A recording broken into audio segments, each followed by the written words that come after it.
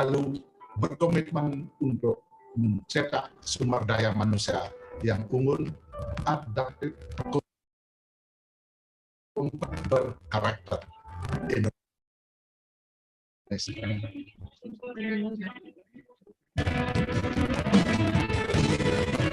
Untuk memastikan proses pembelajaran disediakan fasilitas dan gedung kuliah yang sangat memadai.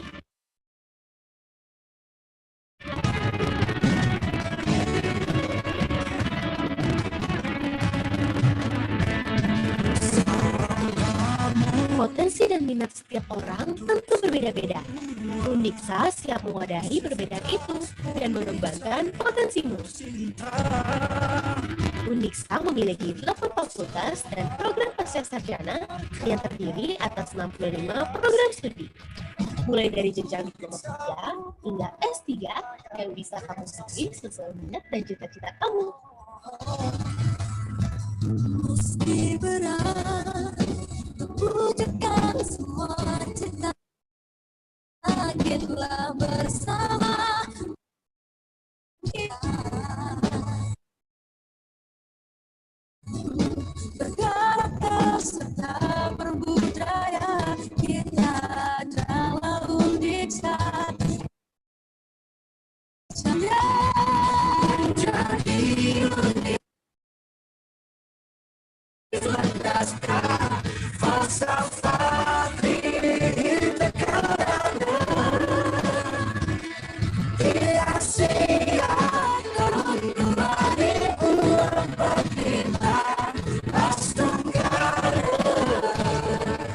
bersama kita wujudkan semua.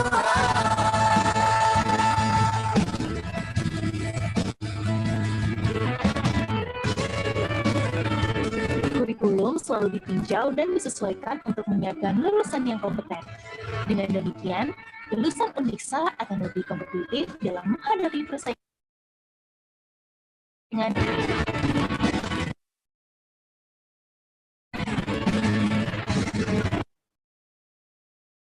Ratusan penelitian setiap tahunnya membuktikan bahwa kehadiran Undiksa memiliki dampak yang luas, bukan hanya aktivitas kampus, melainkan semua bersama kita bisa. Penyelenggaraan berbagai kerjasama dengan lembaga di dalam negeri maupun luar negeri menjadikan Undiksa sebagai universitas unggul di Asia.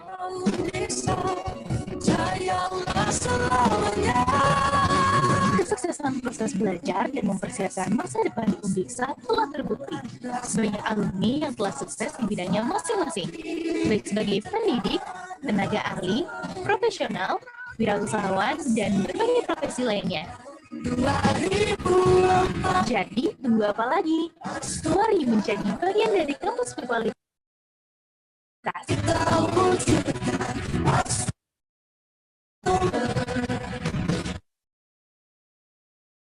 Tidak menunggu, siapkan masa depanmu, raih kesempatanmu, jadi hebat bersama Undiksa. Undiksa.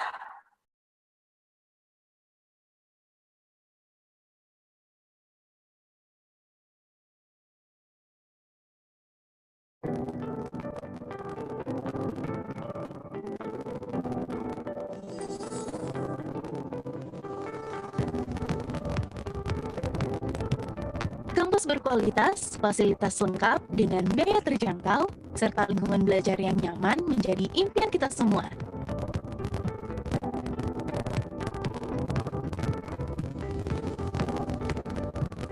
Jika kamu adalah salah satunya, Universitas Pendidikan Ganesha adalah yang kamu cari.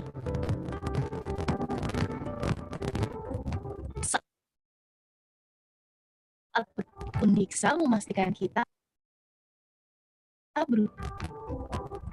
proses menjamatangkan Undiksa untuk merespon berbagai tantangan dan peluang saat ini dan masa depan. Dunia sedang serba tidak disebut dengan bagaimana kita kita harus berlari cepat untuk bisa berkembang. Syukur, alhamdulillah, sekarang bisa memiliki suatu visi yang luar biasa. Yang mana visi Unisa adalah untuk menjadi universitas unggul berlandaskan falsafah tri tekeran biasa. Falsafah tri tekeran inilah yang membingkai semua aktivitas yang terjadi di Unisa. Dengan falsafah tri tekeran ini, Undiksa selalu berkomitmen untuk mencetak sumber daya manusia yang unggul, adaptif, kompetitif, berkarakter.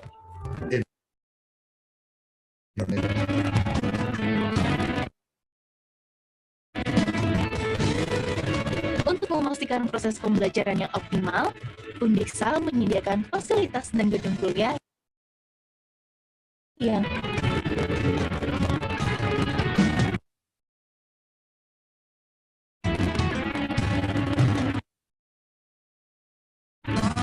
potensi dan minat setiap orang tentu berbeda-beda. Undiksa siap mewadahi perbedaan itu dan mengembangkan potensimu. Undiksa memiliki 8 fakultas dan program pasca sarjana yang terdiri atas 65 program studi. Mulai dari jenjang diploma kerja hingga S3 yang bisa kamu studi sesuai minat dan cita-cita kamu. Meski berat, bukakan semua cita, yakinlah bersama.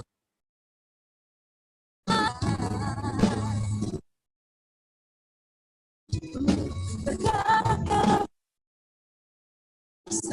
kita adalah Undiksa, sayalah selamanya. Kita sungguh berlandaskan di negara Asia tahun 2045. Bersama kita wujudkan semua.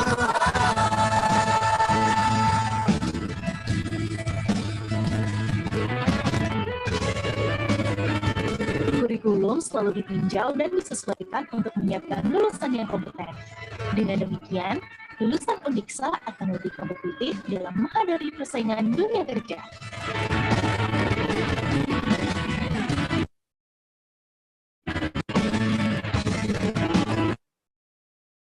Ratusan penelitian setiap tahunnya membuktikan Undiksa memiliki dampak yang luas, bukan hanya sivitas kampus, melainkan juga masyarakat luas.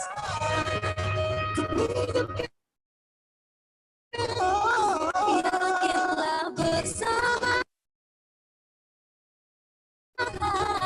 Penyelenggaraan berbagai negeri maupun luar negeri menjadikan Undiksa sebagai universitas unggul di Asia.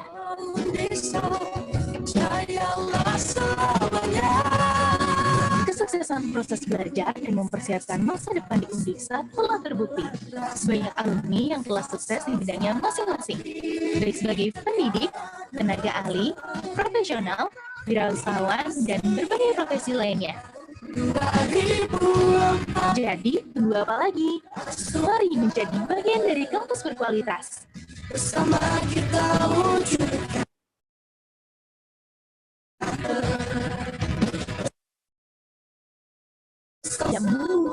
Siapkan masa depan. Jadi hebat bersama Undiksa. Ayo kuliah di Undiksa.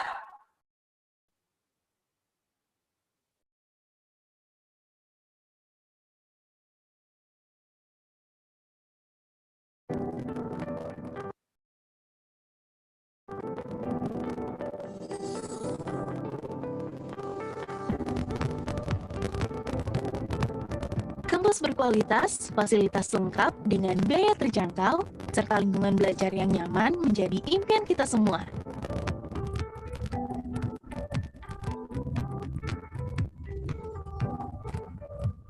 Jika kamu adalah salah satunya, Universitas Pendidikan Ganesha adalah yang kamu cari. Saat perubahan begitu cepat dan menjadi keharusan, Undiksa memastikan kita berubah ke arah yang proses panjang pendirian matangkan Undiksa untuk meres dan masa depan. Dunia sedang mengalami kondisi yang serba tidak disebut dengan teknologi. Nah, bagaimana kita perguruan mulai cepat bisa berkembang.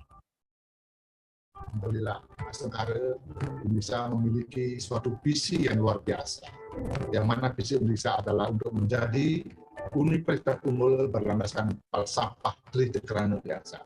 Falsafah Tridekran inilah yang membingkai semua aktivitas yang terjadi di Indonesia. Dengan falsafah Tridekran ini, Undiksa selalu berkomitmen untuk mencetak sumber daya manusia yang unggul, adaptif, kompetitif, dan juga berkarakter Indonesia.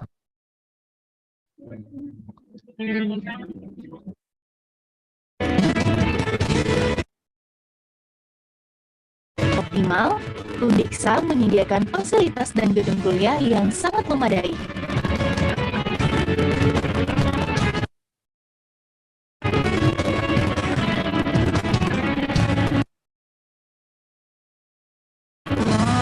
Potensi dan minat setiap orang Undiksa siap mewadahi perbedaan itu dan mengembangkan potensimu. Undiksa memiliki 8 fakultas dan program pascasarjana yang terdiri atas 65 program studi. Mulai dari jenjang diploma 3 hingga S3 yang bisa kamu pilih sesuai minat dan cita-cita kamu. Meski berat mewujudkan semua cita, yakinlah bersama kita bisa. Bergerak saat kita dalam sayanglah selamanya. Jadi universitas unggul dapat ditekan di Asia. Lepas lima bersama kita wujudkan semua.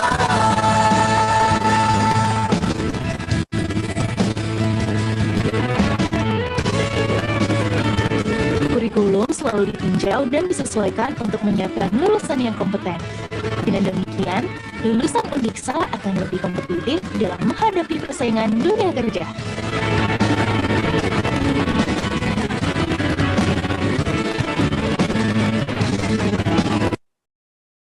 Ratusan penelitian setiap tahunnya bisa memiliki dampak yang luas, bukan hanya sekan juga masyarakat luas. Menunjukkan semua cita, yakinlah kita bisa. Negeri maupun luar negeri menjadi unggul di Asia.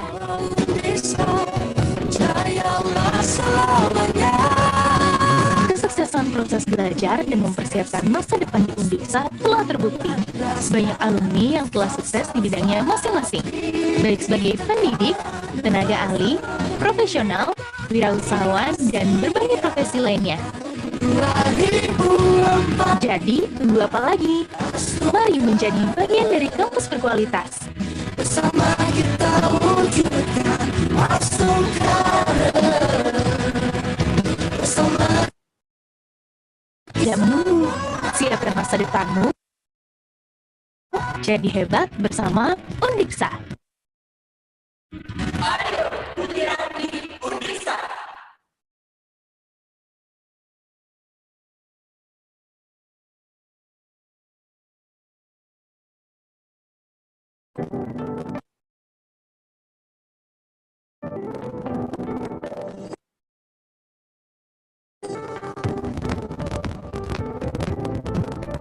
Kampus berkualitas, fasilitas lengkap dengan biaya terjangkau, serta lingkungan belajar yang nyaman menjadi impian kita semua.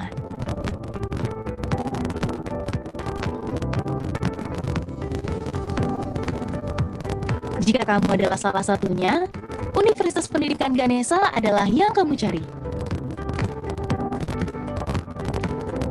Saat perubahan begitu cepat dan menjadi keharusan, Undiksa memastikan kita berubah ke arah yang lebih baik. Matangkan Undiksa untuk merespon dan masa depan. Sedang mengalami kondisi yang serba tidak disebut dengan teknologi. Atas itu kita harus berlari cepat untuk bisa alhamdulillah sekarang yang luar biasa. Yang mana visi Undiksa adalah untuk menjadi universitas unggul berlandaskan falsafah Tritekerana biasa. Falsafah Tritekerana inilah yang membingkai semua aktivitas yang terjadi di Undiksa. Dengan falsafah Tritekerana ini, Undiksa selalu berkomitmen untuk mencetak sumber daya manusia yang unggul, adaptif, kompetitif, dan juga berkarakter Indonesia.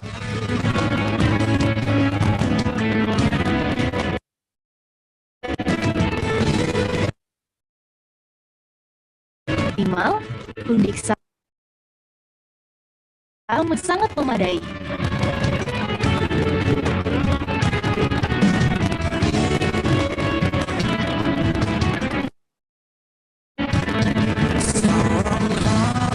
Potensi Undiksa siap mewadahi perbedaan potensimu. Undiksa memiliki 8 fakultas dan program pasca sarjana yang terdiri atas 65 program studi. Mulai dari jenjang diploma 3 hingga S3 yang bisa kamu pilih sesuai minat dan cita-cita kamu. Meski berat untuk wujudkan semua cita, yakinlah bersama kita bisa. Kuat dan teguh bergerak terus, kita adalah yang selamanya. Di universitas untuk berlandaskan falsafah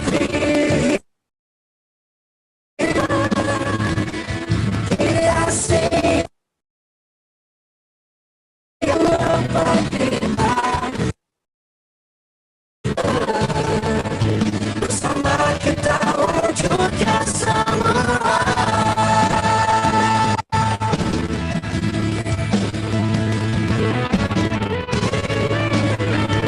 Kurikulum selalu ditinjau dan disesuaikan untuk menyiapkan lulusan yang kompeten. Dengan demikian, lulusan Undiksa akan lebih kompetitif dalam menghadapi persaingan dunia kerja.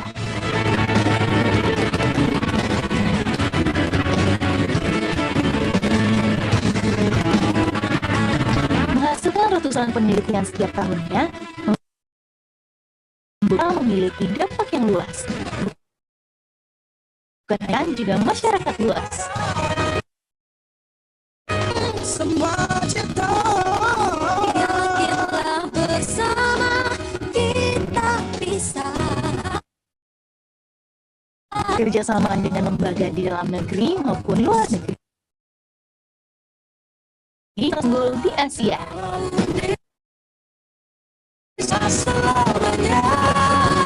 Kesuksesan proses belajar dan mempersiapkan masa depan di Undiksa telah terbukti. Banyak alumni yang telah sukses di bidangnya masing-masing, baik sebagai pendidik, tenaga ahli, profesional, wirausahawan, dan berbagai profesi lainnya.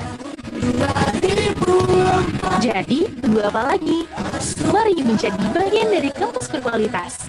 Bersama kita wujudkan masuk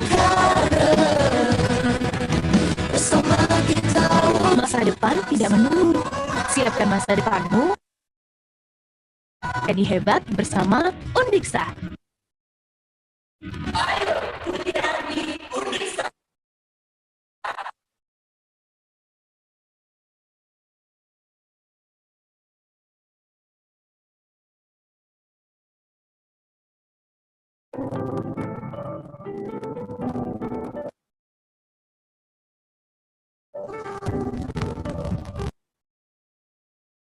Berkualitas, fasilitas lengkap, dengan biaya terjangkau, serta lingkungan belajar yang nyaman menjadi impian kita semua.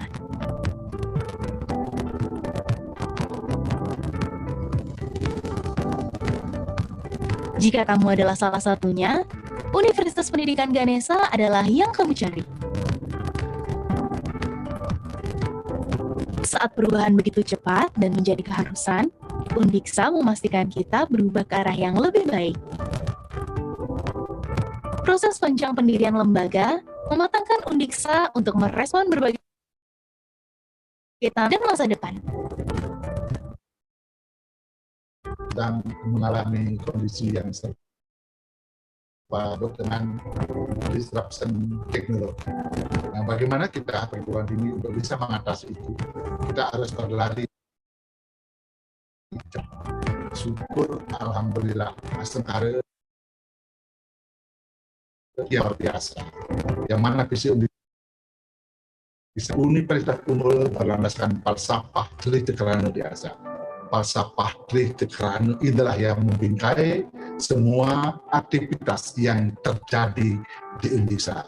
Dengan falsafah teliti kerana ini, Undiksa selalu berkomitmen untuk mencetak sumber daya manusia yang unggul, adaptif, kompetitif, dan juga berkarakter Indonesia.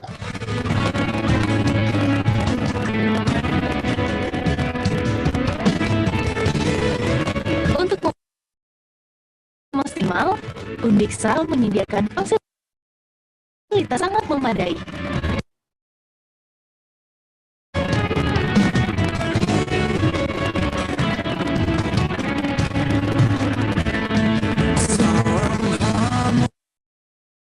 Orang tentu berbeda-beda. Undiksa siap potensimu. Fakultas dan program pasca sarjana yang terdiri atas 65 program studi. Mulai dari jenjang diploma 3 hingga S3 yang bisa kamu pilih sesuai minat dan cita-cita kamu. Meski berat, wujudkan semua cita.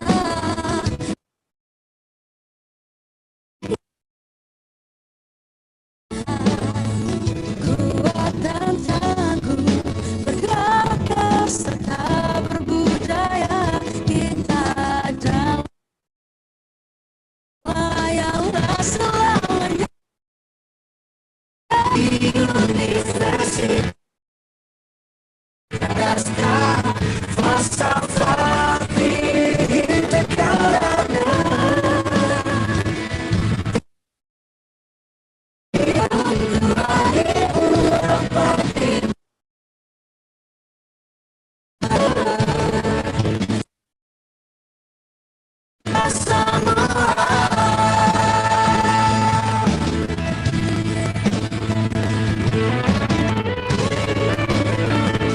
Kurikulum selalu ditinjau dan disesuaikan untuk menyiapkan lulusan yang kompeten.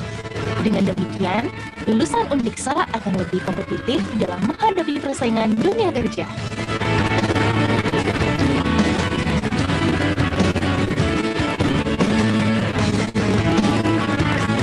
Menghasilkan ratusan penelitian setiap tahunnya, membuktikan bahwa kehadiran Undiksa memiliki dampak yang luas. Bukan juga masyarakat luas. Semua cipta bersama kita bisa. Penyelenggaraan berbagai kerjasama dengan lembaga di dalam negeri. Undiksa sebagai universitas unggul di Asia.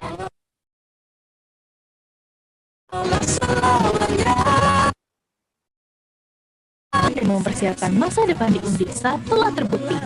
Banyak alumni yang telah sukses di bidangnya masing-masing, baik sebagai pendidik, tenaga ahli, profesional, wirausahawan, dan berbagai profesi lainnya. Jadi, tunggu apa lagi? Mari menjadi bagian dari kampus berkualitas. Bersama kita wujudkan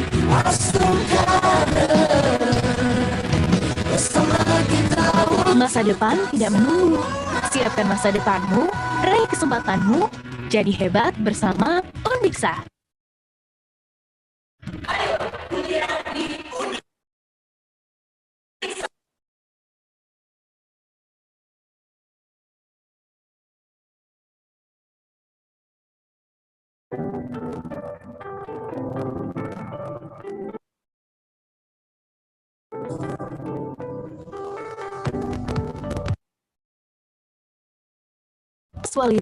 Fasilitas lengkap dengan belajar yang nyaman menjadi impian kita semua.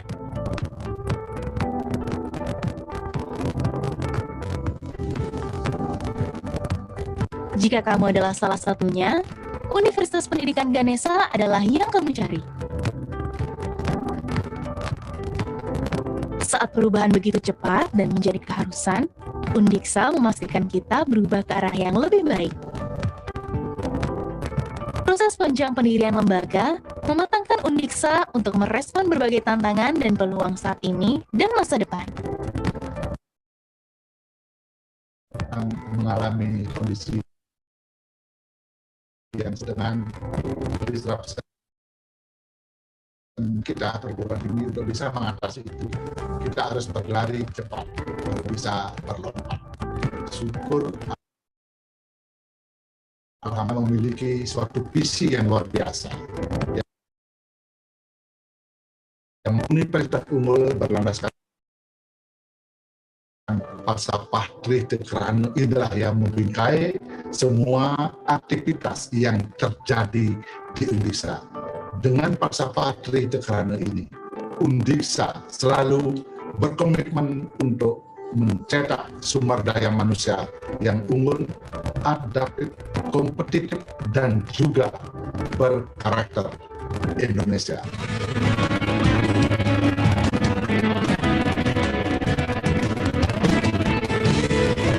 Untuk memastikan proses pembelajaran yang optimal, Undiksa menyediakan fasilitas dan gak memadai.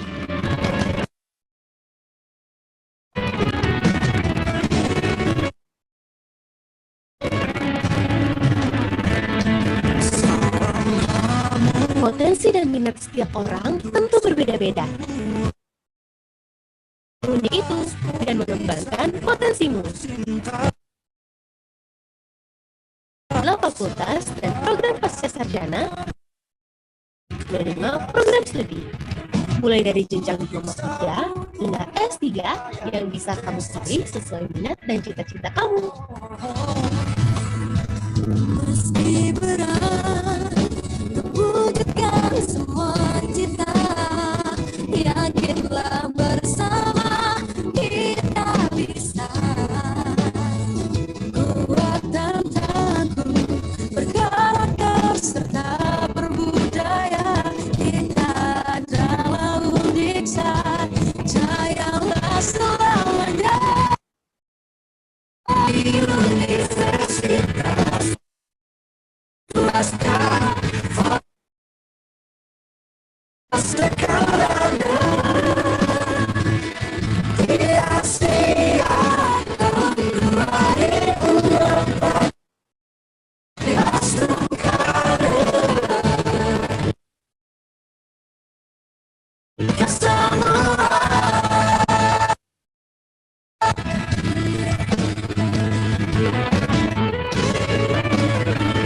kurikulum selalu ditinjau dan disesuaikan untuk menyiapkan lulusan yang kompeten. Dengan demikian, lulusan Undiksa akan lebih kompetitif dalam menghadapi persaingan dunia kerja.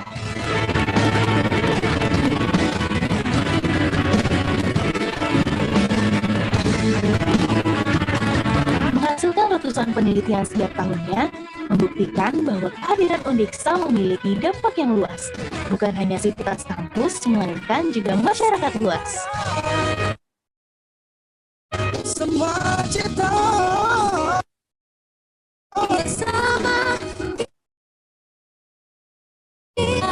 penyelenggaraan berbagai kerjasama dengan lembaga di dalam negeri maupun luar negeri menjadikan Undiksa sebagai universitas unggul di Asia.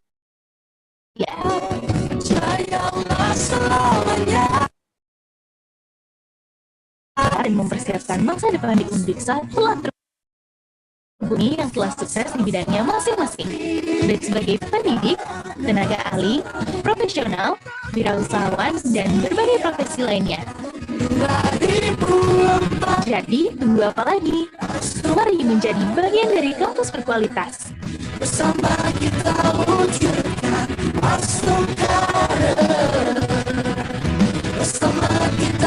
masa depan tidak menunggu. Siapkan masa depanmu, raih kesempatanmu, jadi hebat bersama Undiksa. Ayo, kuliah di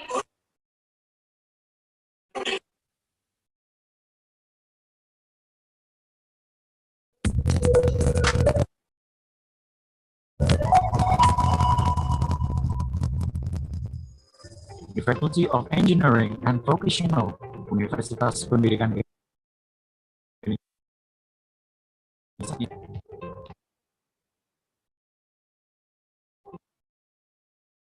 Ganesha, leading based on the Cerita Karana or three bases to prosperity philosophy, makes the Faculty of Engineering and Vocational synergize by becoming a leading faculty based on the Cerita Karana or three bases to prosperity philosophy in the field of technology and vocational studies.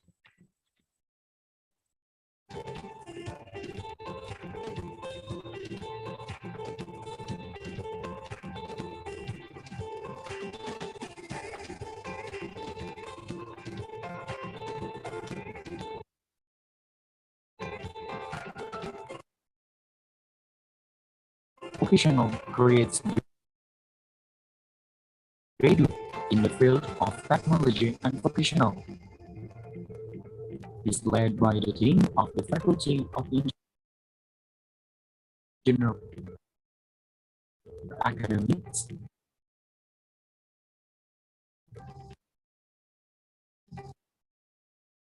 Finance, Personnel, and Facilities and Infrastructure, and the Vice Dean for Student Affairs and Alumni.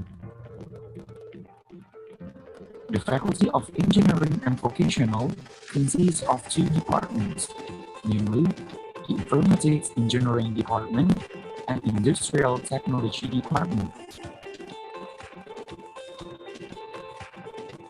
Consists of the Bachelor Program of Informatics Engineering Education and Study Program,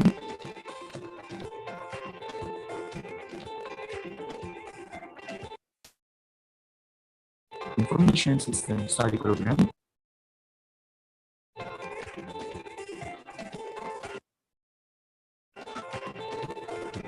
Bachelor Program of Computer Science Study Program,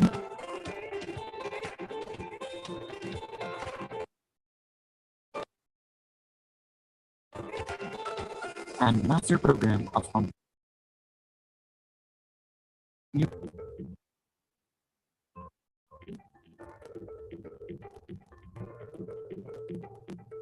The Faculty of Engineering and Vocational is supported by reliable education personnel in each study program and in the field of academic administration and human resources. There are various supporting facilities for the implementation of learning at the Faculty of Engineering and Vocational, as follows: Micro-Teaching Laboratory, Information System Research Laboratory, Advanced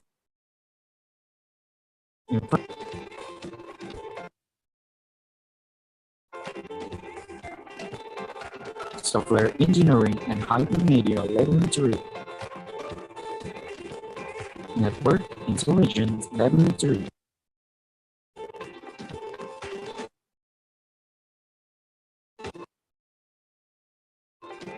Data Science Laboratory, Creative Technology Laboratory,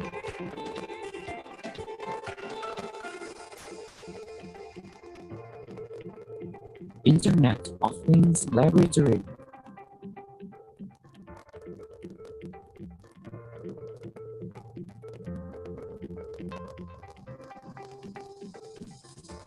Computing Laboratory,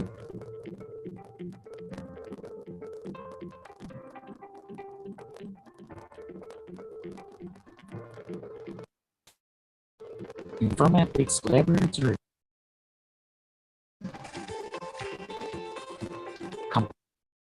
Computer,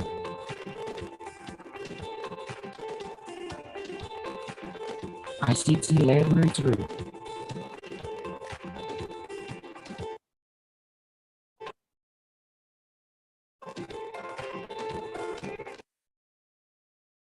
Faculty of Engineering and Vocational Learning Atmosphere with 10 students with a capacity of 36 people in each room.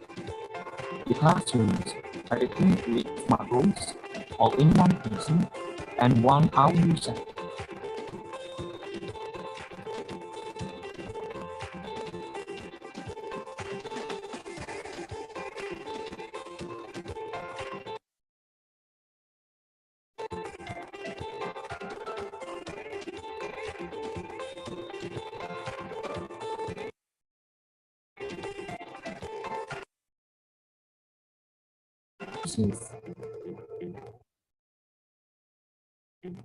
Reading corner,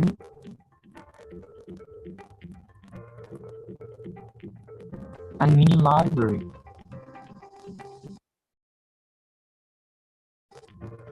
Other facilities such as ample administration room,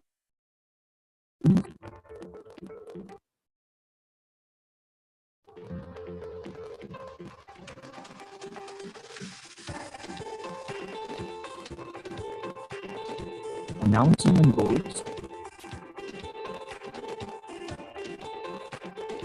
information boards, toilets,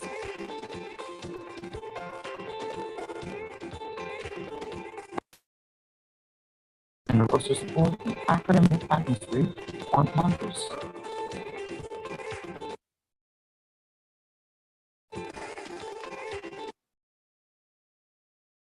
The Faculty of Engineering and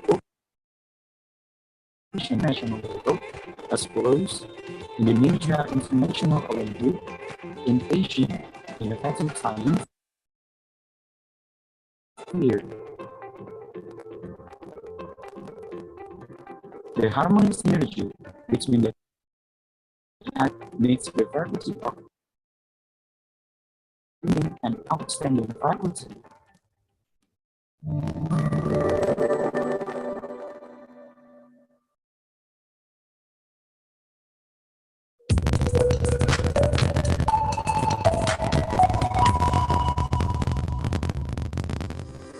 The Faculty of Engineering and Vocational, Universitas Pendidikan Ganesha, was established in 1990.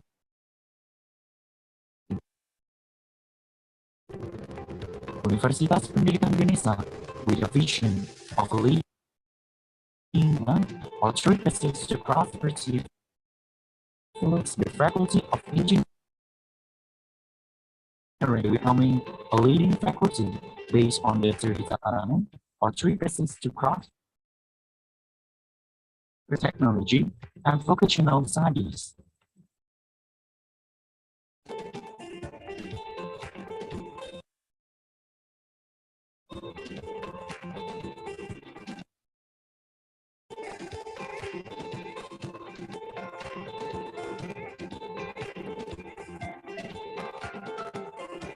The Faculty of Engineering and Vocational creates graduates who are expert and reliable in the field of technology and vocational. It is led by the Dean of the Faculty of Engineering and Vocational, the Vice Dean for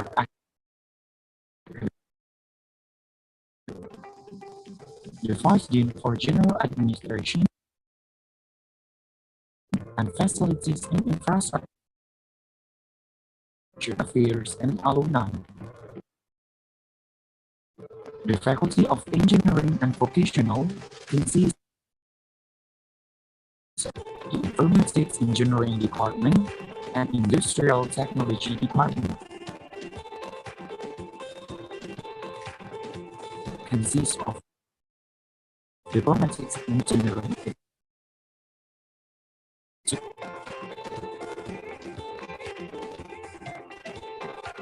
Bachelor Program of Information System Study Program,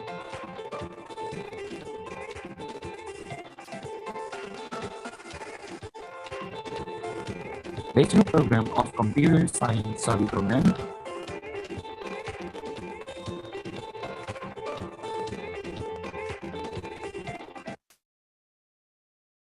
Program of Computer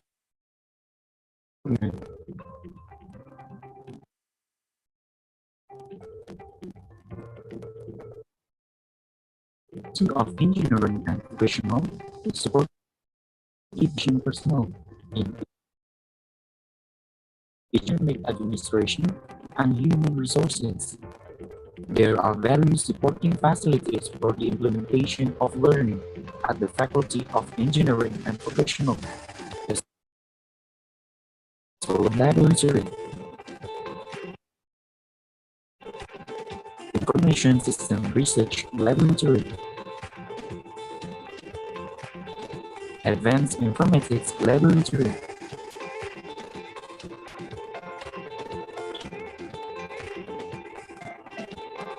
Software Engineering and Hypermedia Laboratory, Network Intelligence Laboratory,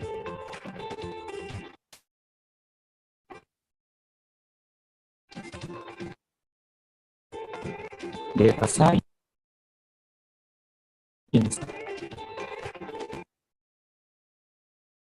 Laboratory,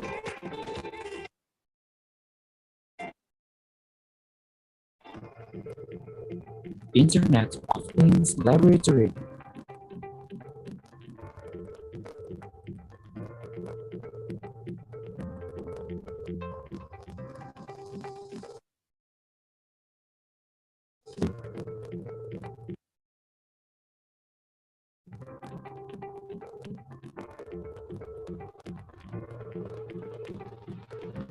Informatics Laboratory,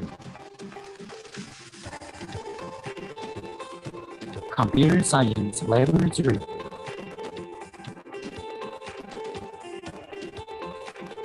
ICT Laboratory, and Virtual Conference Laboratory. The Faculty of Engineering and Vocational undertake learning atmosphere with a capacity of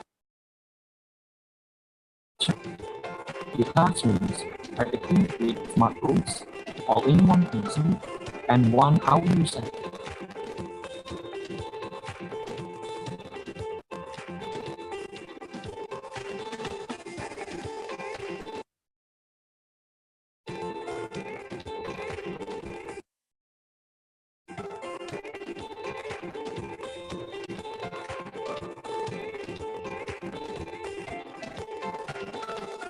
There are green open spaces, the reading corner,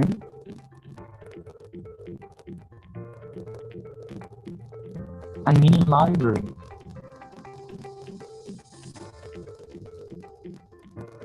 Other facilities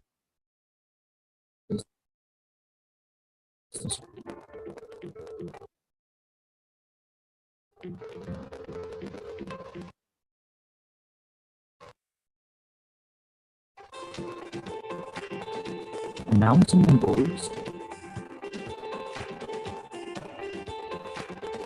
information boards, toilets,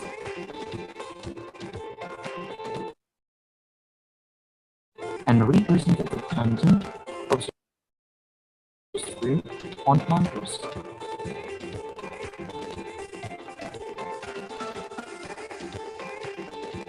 The students' achievements of the Faculty of Engineering and Vocational in the national and international level as follows: Indonesia International Olympic in Asian, Innovative Science, Environmental, and Entrepreneurial field.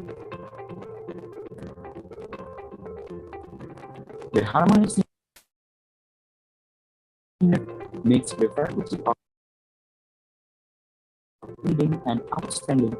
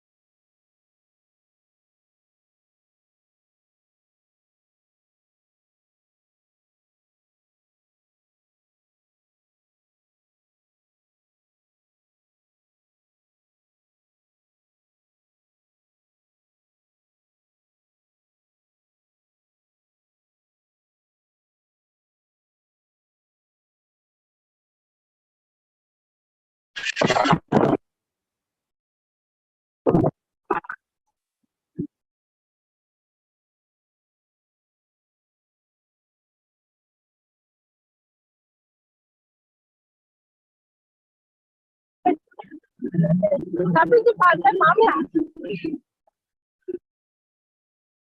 Jangan. Tapi beneran.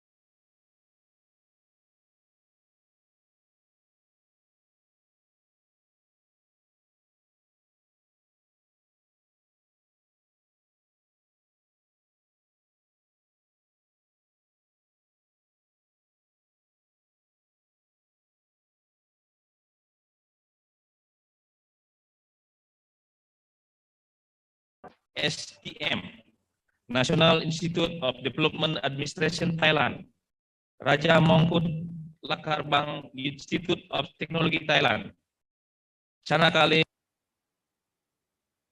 City Tour.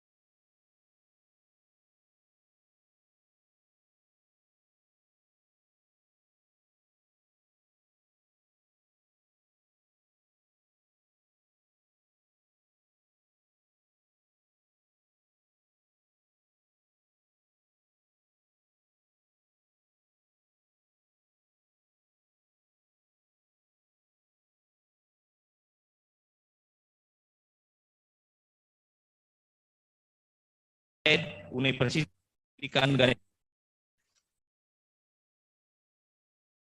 Recovery of the COVID-19 pandemic, IJ virtually and in person. IConVET still have in virtual mode without reducing the benefit of the international event and hope that all of will always be the diversity of our universities and institutions from several countries. We receive whose full paper were further selected by outstanding reviewers from different institutions. We collaborated with the European Alliance for Innovation for Publishing. We received 39 submission of and through the quiet process, we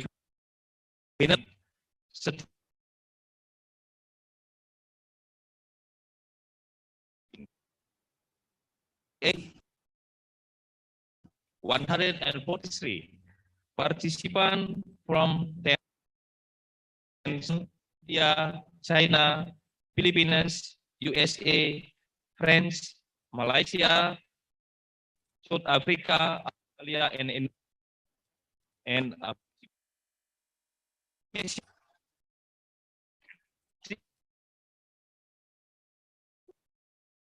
we received a total of 1 and 1 after presentation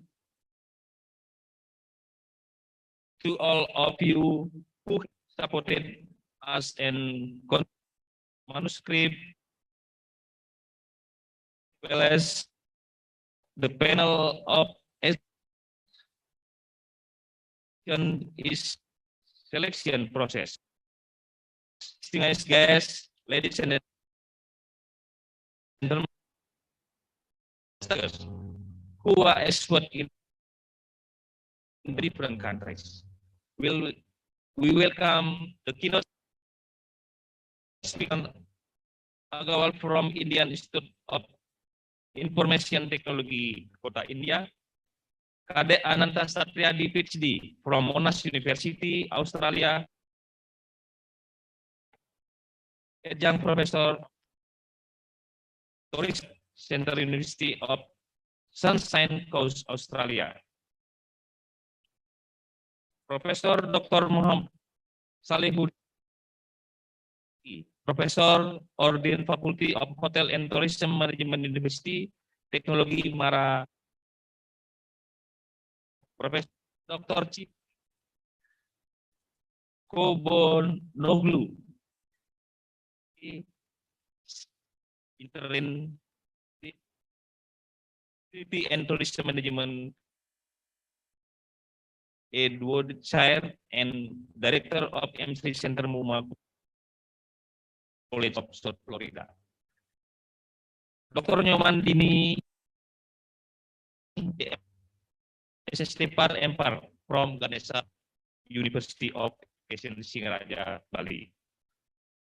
On top that, we are more than honored to highlight remark from Dr. Haji Sandiaga Uno, Salahuddin Uno, BBA MPA, the Minister of Tourism and Creative Economy Indonesia.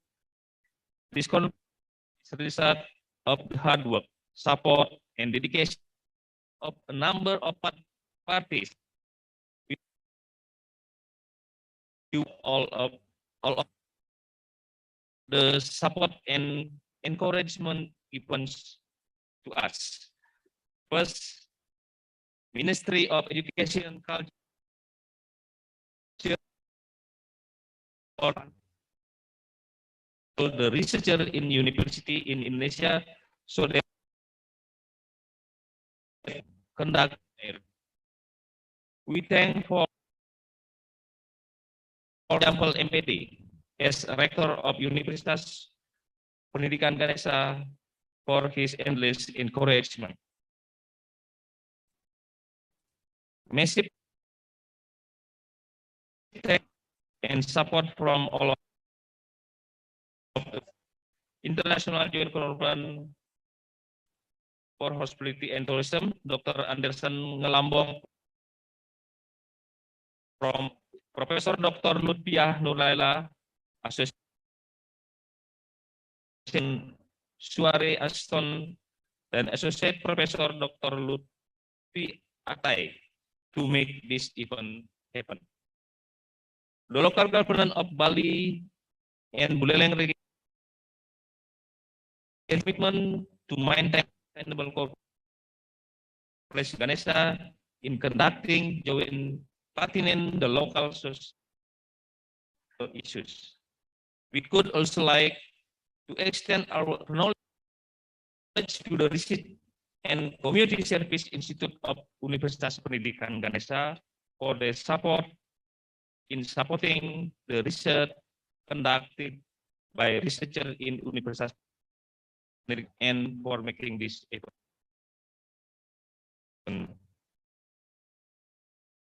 Last but not least, we wish to thank all the committee members who made the conference possible.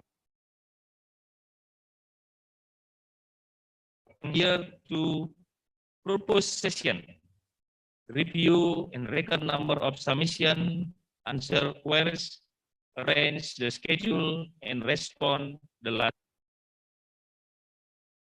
Thank you be here with us. Session at this conference, that fruitful conference. Om Santi Santi Warahmatullahi Wabarakatuh. Selamat pagi, good morning.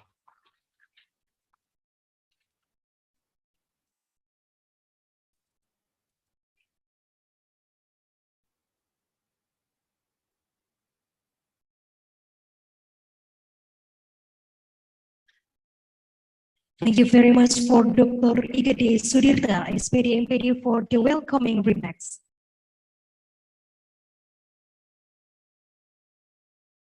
It is now my deep pleasure to Chancellor of Academic Affairs and Cooperation, His Excellencies Dr. Gede Rasbendantes, SD MTI, to deliver keynote speech, and afterward we would like to read the national seminar by beating the.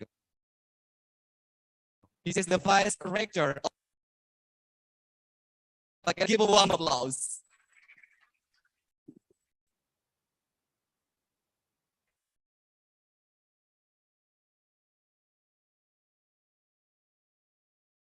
Thank you, the Master of Ceremony.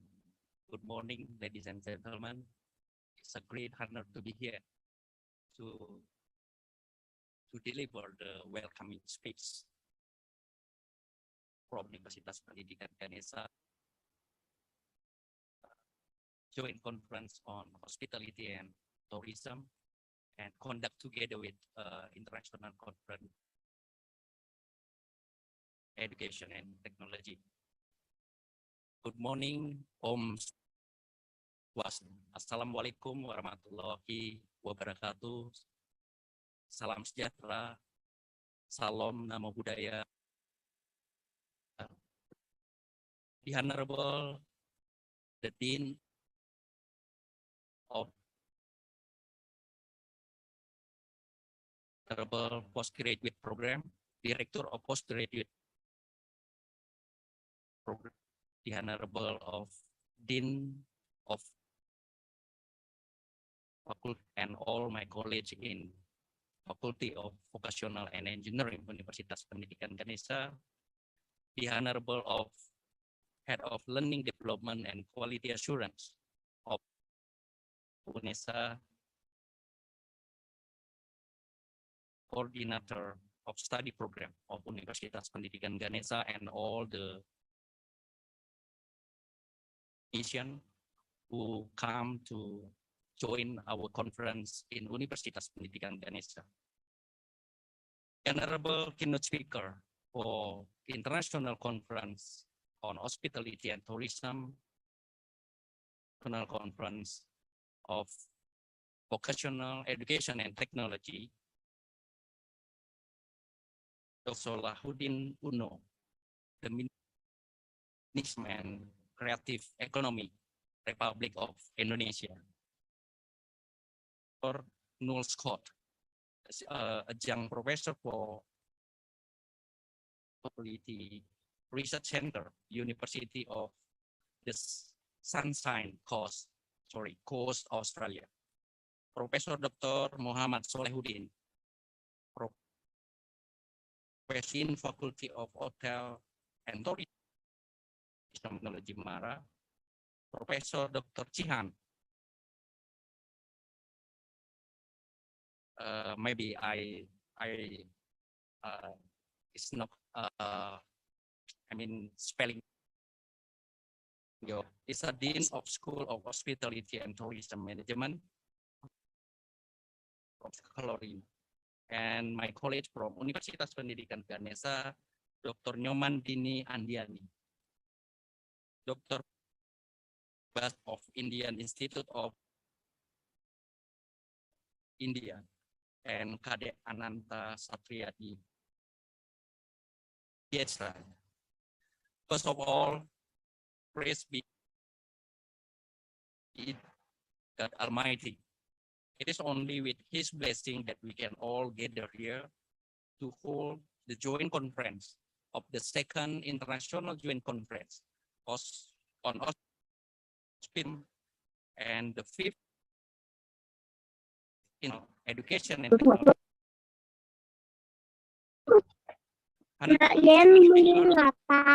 Researcher and esteemed scholar. It is our great pleasure to welcome you in this hybrid conference, thanks to the tremendous effort of Faculty of Engineering and Vocational Universitas Pendidikan Ganesha to launch this conference. Those who have attended and virtually on the community in Universitas Pendidikan Ganesha, welcome. Welcome to North Bali. Welcome to and welcome the second International Conference on Hospitality and Tourism, and also the Vocational Education and Technology. Ladies and gentlemen, our hybrid conference is a testament to how change continues to occur at an exponential.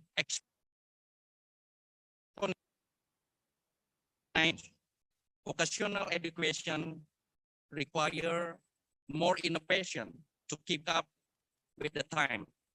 For this reason, the conference in Education and Technology in Vocational. Education in Vocational today certainly need new and effective technology to promote the activity and independence of the The integration of innovative information and communication technology must be in harmony in such of our students acquire the important future skill. Moreover, technical and vocational education on training nowadays must provide the student with the ability to solve them yet found in undefined profession. At the same time, those growing up in our island with tourism as the heart of its economy may be ocean made by hospitalism entry to the lives of many. As tourism has a broad impact. However, there is as mass tourism also changed the characteristic of the tourist destination and the people has affected the environment, including increased carbon emission, clean water scarcity, and natural habitat loss. Therefore, in response to post-pandemic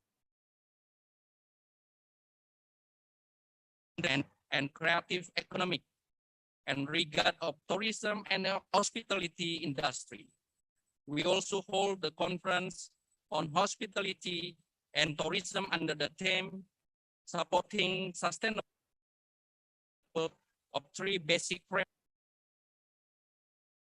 creative economy and environment. My shed a light on our current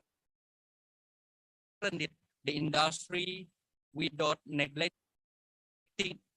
as it focus on long-term change to provide experience of traveling and while respecting its characteristic.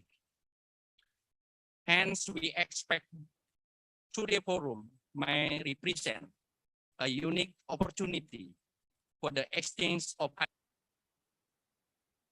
cooperation to reinvent tourism industry. I hope from this conference will provide plentiful insight so we can learn from one another experience and create viable solution on facing sustainable tourism, innovation, and development. Respectable researcher, thank you for joining our joint conference as of enthusiasm and energy toward achieving. Thank you very much. Om Santi Santi Santi Om. Wassalamualaikum warahmatullahi wabarakatuh.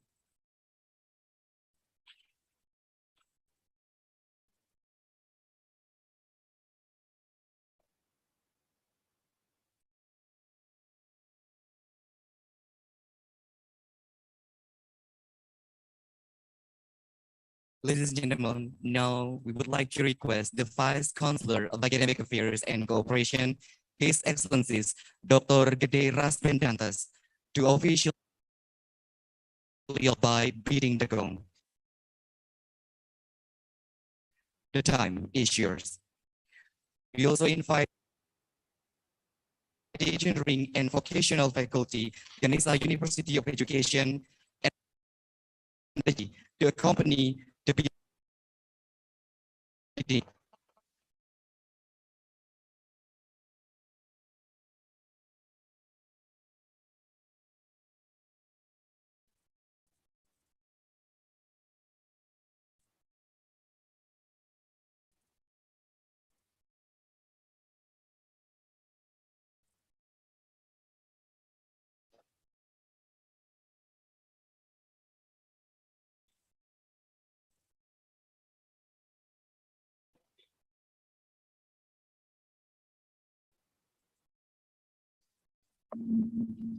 Hadirin dan tamu undangan yang kami hormati, dengan demikian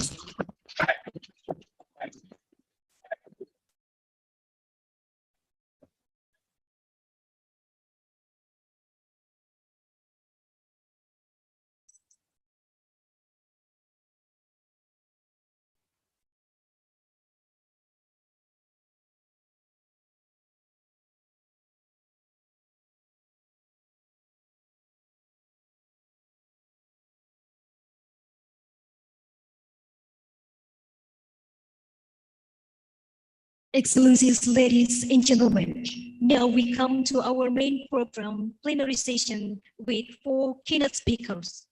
Our keynote speaker topic. Before we move to our plenary session, let us watch the support video.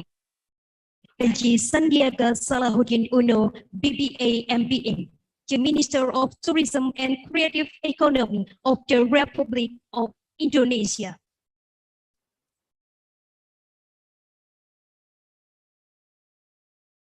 The Ministry of Tourism and Creation of Quality, which is based on the pillars of stability and innovations. In terms of sustainable tourism development, Creative Economy has undertaken a program called Sustainable Tourism Development, or we call it S, which comprise of Sustainable Tourism Destinations, STD, STO, Sustainable Tourism Observatory, STC, Sustainable Tourism Tourism Industry, and STM, Sustainable Tourism Management and Marketing. National tourism should be developed with the understanding that tourism contributes to managing the economic and social sustainability of the surrounding community, as well as to conserving the culture and environment in tourist destinations through sustainable. Through this international joint Ganesha, we can produce strategic actions for the development and management of sustainable and community wisata by considering to create a quality. Thank you. Ladies and gentlemen, please give our big applause for our Minister of Tourism Economy of the Republic of Indonesia, Dr. Haji Sandiaga Salahuddin Uno, BBA, MBA. Excellencies, ladies and gentlemen, of these plenary sessions, we are now in the coffee break. Our food stalls are ready outside the room, and please be noted that the break is only 30 minutes. Thank you. Beralih pada termin selanjutnya, masuki waktu, kami ingatkan kembali adalah 30 menit. Selamat menikmati kudapan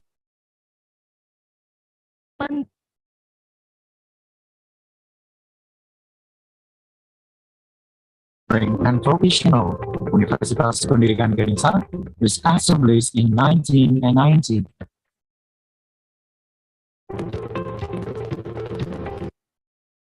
Pendidikan Ganesha, with a vision of leading based on the three takarana or three phases to prosperity philosophy, makes the Faculty of Engineering and Vocational synergize by becoming a leading faculty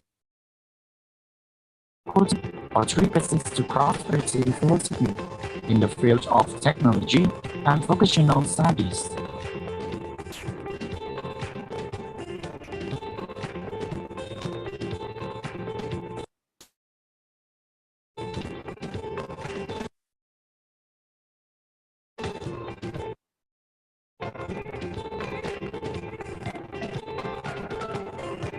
The Faculty of Engineering and Vocational creates graduates who are available in the field is led by the Dean of the Faculty of Engineering and Vocational, the Vice Dean for Academics, the Vice Dean for General Administration, Finance, Personnel, and Facilities and Infrastructure, and the Vice Dean for Student Affairs and Alumni. The Faculty of Engineering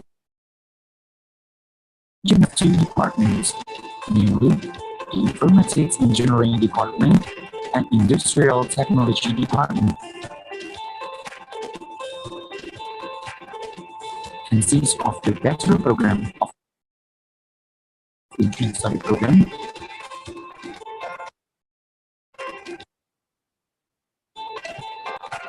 Bachelor Program of Information,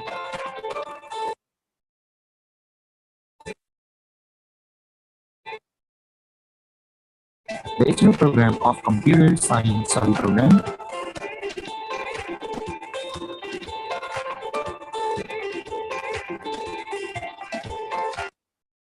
Master Program of Computer Science Study Program.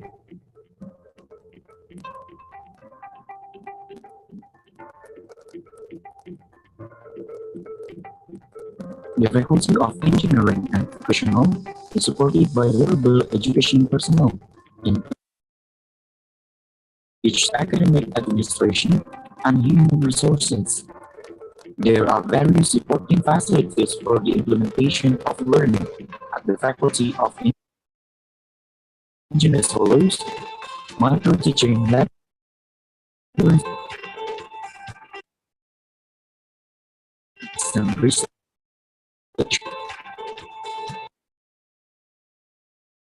Informatics laboratory,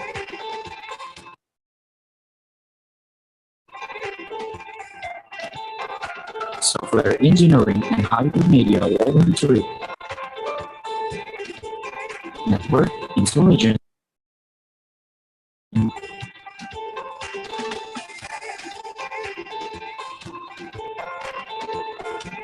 data science laboratory, creative technology laboratory,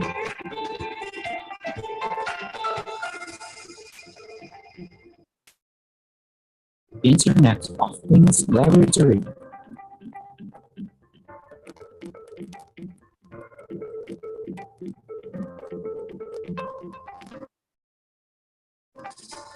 computing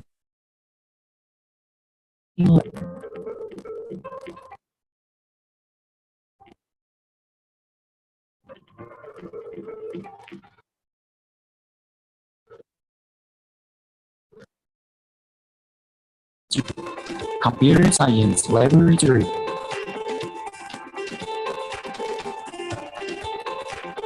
ICT laboratory,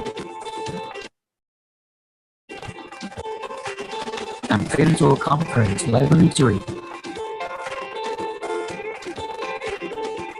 The Faculty of Engineering and Vocational is supported by a conducive learning atmosphere with 10 rooms with a capacity of 36 people in each room. The classrooms all in one AC and one audio set.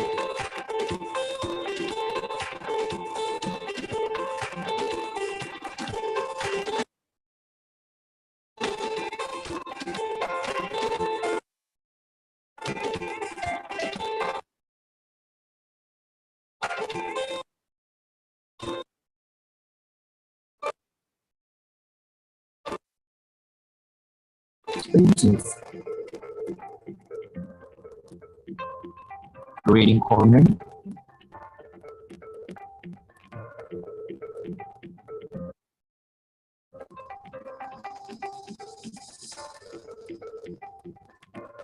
other facilities such as ongoing administration rooms,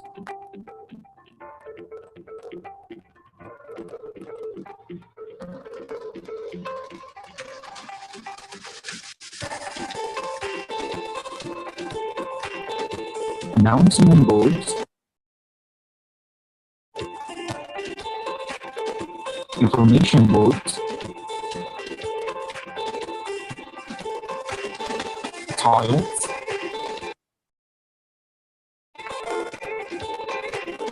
and resources to support the academic.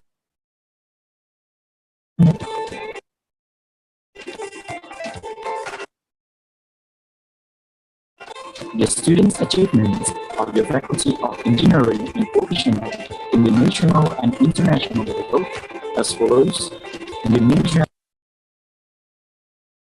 in effective science, environmental, and entrepreneurial field. The harmonious synergy between the heads and all staff makes the Faculty of Engineering and Vocational as a leading and outstanding faculty.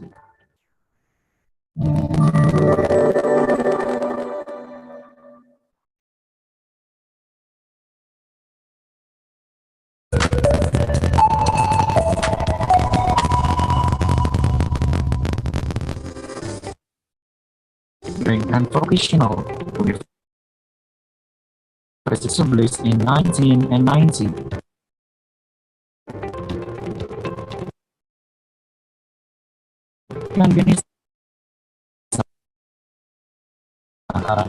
Or treatises to prosperity philosophy makes the Faculty of Engineering and Vocational synergize by becoming a leading or treatises to prosperity philosophy in the fields of technology and vocational studies.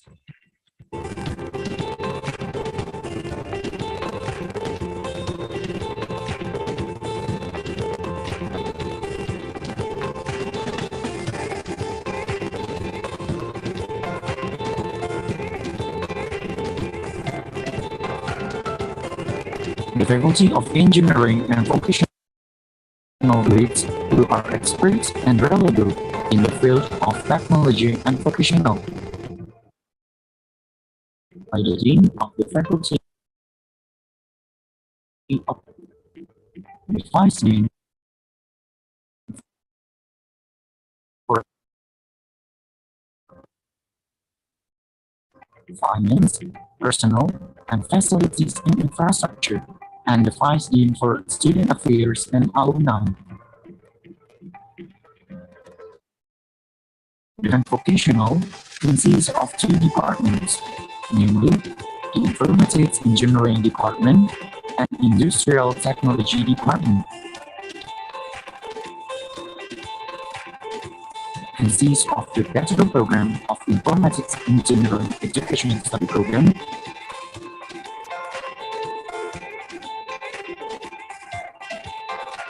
Bachelor Program of Information System Study Program,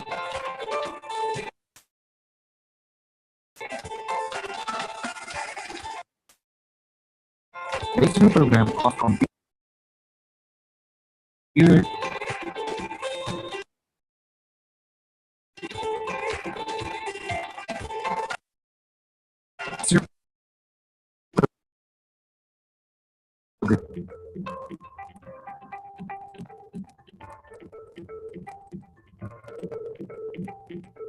the Faculty of Engineering and Vocational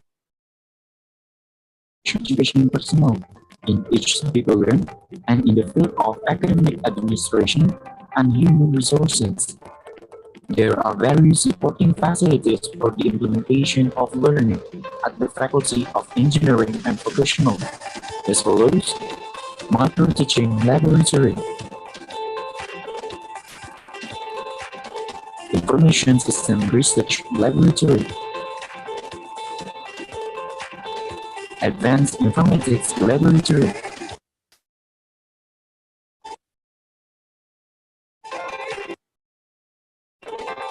Software Engineering,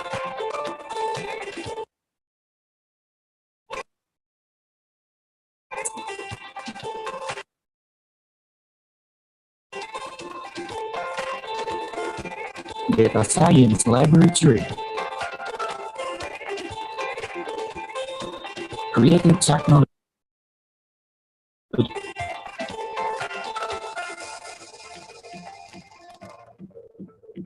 Internet of Things Laboratory,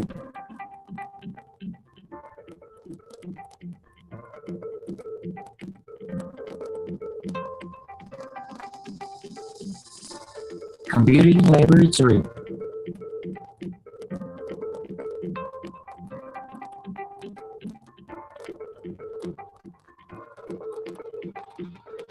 Informatics Laboratory.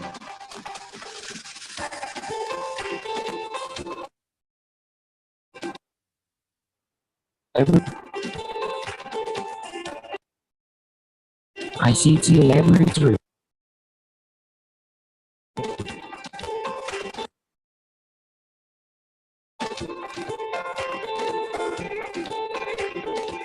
The Faculty of Engineering and Vocational is supported by the conducive learning atmosphere with a capacity of 26 people in each room. The classrooms are equipped with smart rooms, all-in-one internet, and 1 hour music.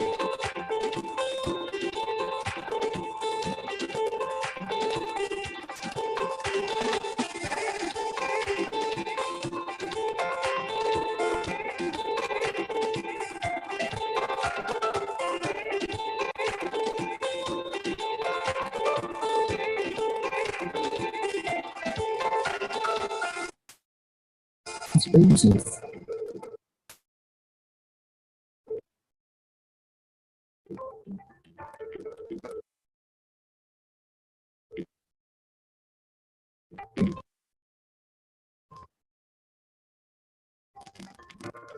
Other facilities such as ample administration rooms,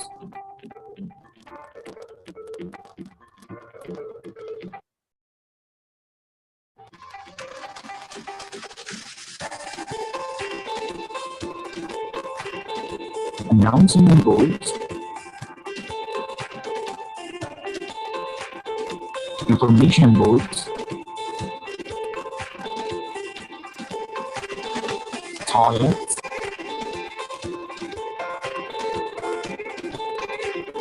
and representative canteen to support the academic atmosphere on campus.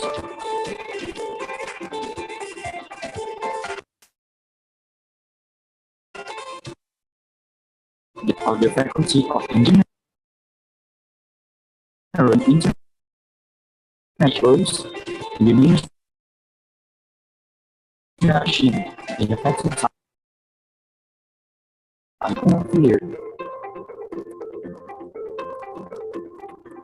The harmonious synergy between the heads and all staff makes the Faculty of Engineering a leading and outstanding faculty.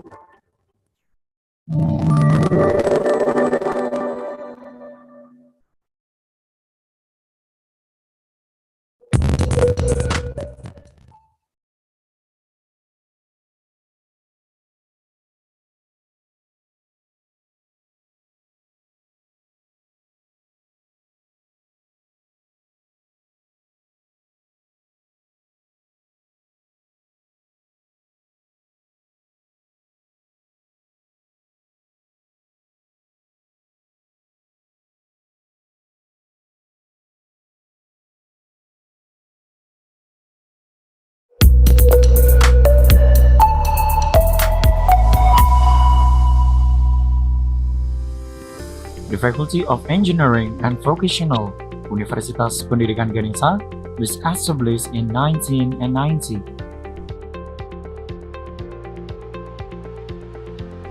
Universitas Pendidikan Ganesha, with a vision of leading based on the Trihita Karana or three cases to prosperity philosophy, makes the Faculty of Engineering and Vocational synergize by becoming a leading faculty based on the Trihita Karana or three cases to prosperity philosophy in the field of technology and vocational studies.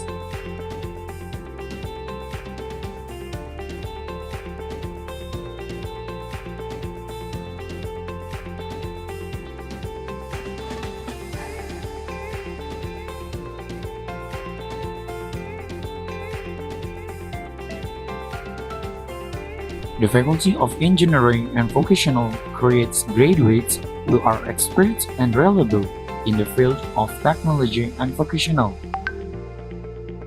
It is led by the Dean of the Faculty of Engineering and Vocational. the Vice Dean for Academics, the Vice Dean for General Administration, Finance, Personnel, and Facilities and Infrastructure, and the Vice Dean for Student Affairs and Alumni. The Faculty of Engineering and Vocational consists of two departments, namely the Informatics Engineering Department and Industrial Technology Department. Consists of the Bachelor Program of Informatics Engineering Education Study Program,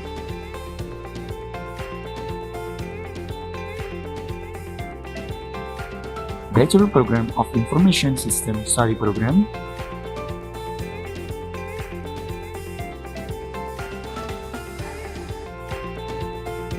Bachelor Program of Computer Science Study Program,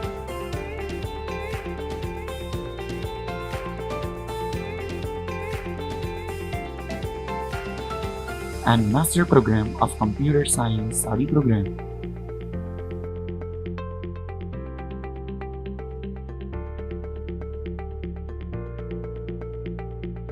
The Faculty of Engineering and Vocational is supported by reliable education personnel in each study program and in the field of academic administration and human resources.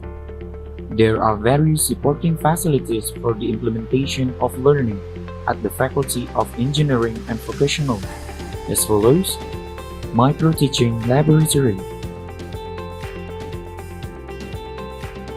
Information System Research Laboratory, Advanced Informatics Laboratory,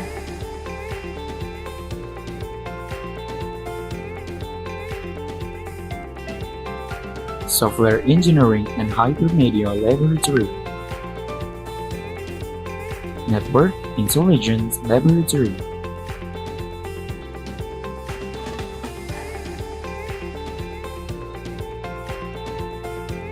Data Science Laboratory,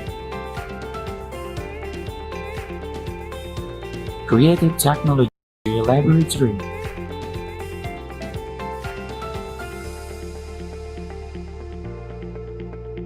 Internet of Things Laboratory,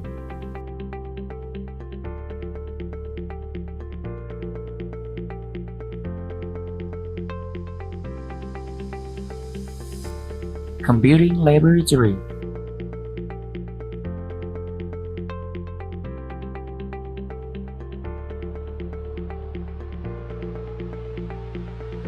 Informatics Laboratory, Computer Science Laboratory,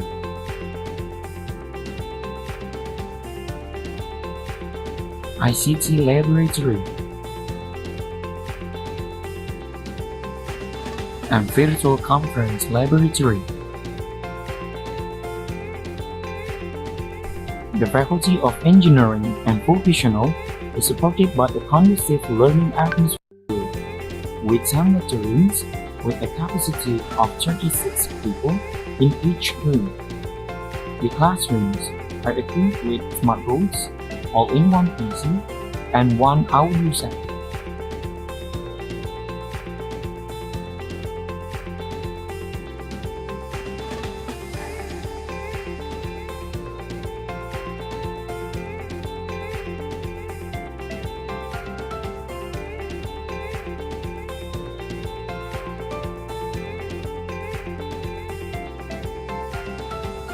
There are green open spaces, reading corner,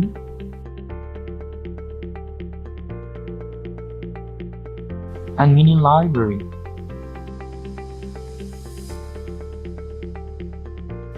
Other facilities such as employee administration rooms,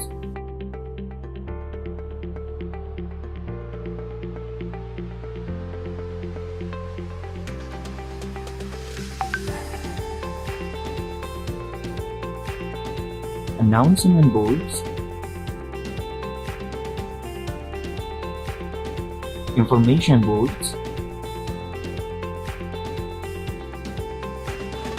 toilets,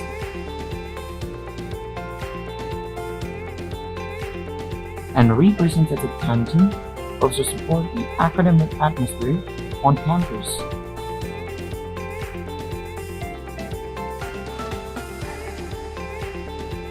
The students' achievements of the Faculty of Engineering and Vocational in the national and international level as follows: Indonesia International Olympiad in Asian Innovative Science, Environmental, and Entrepreneur Fair. The harmonious synergy between the heads and all staff makes the Faculty of Engineering and Vocational as leading and outstanding faculty.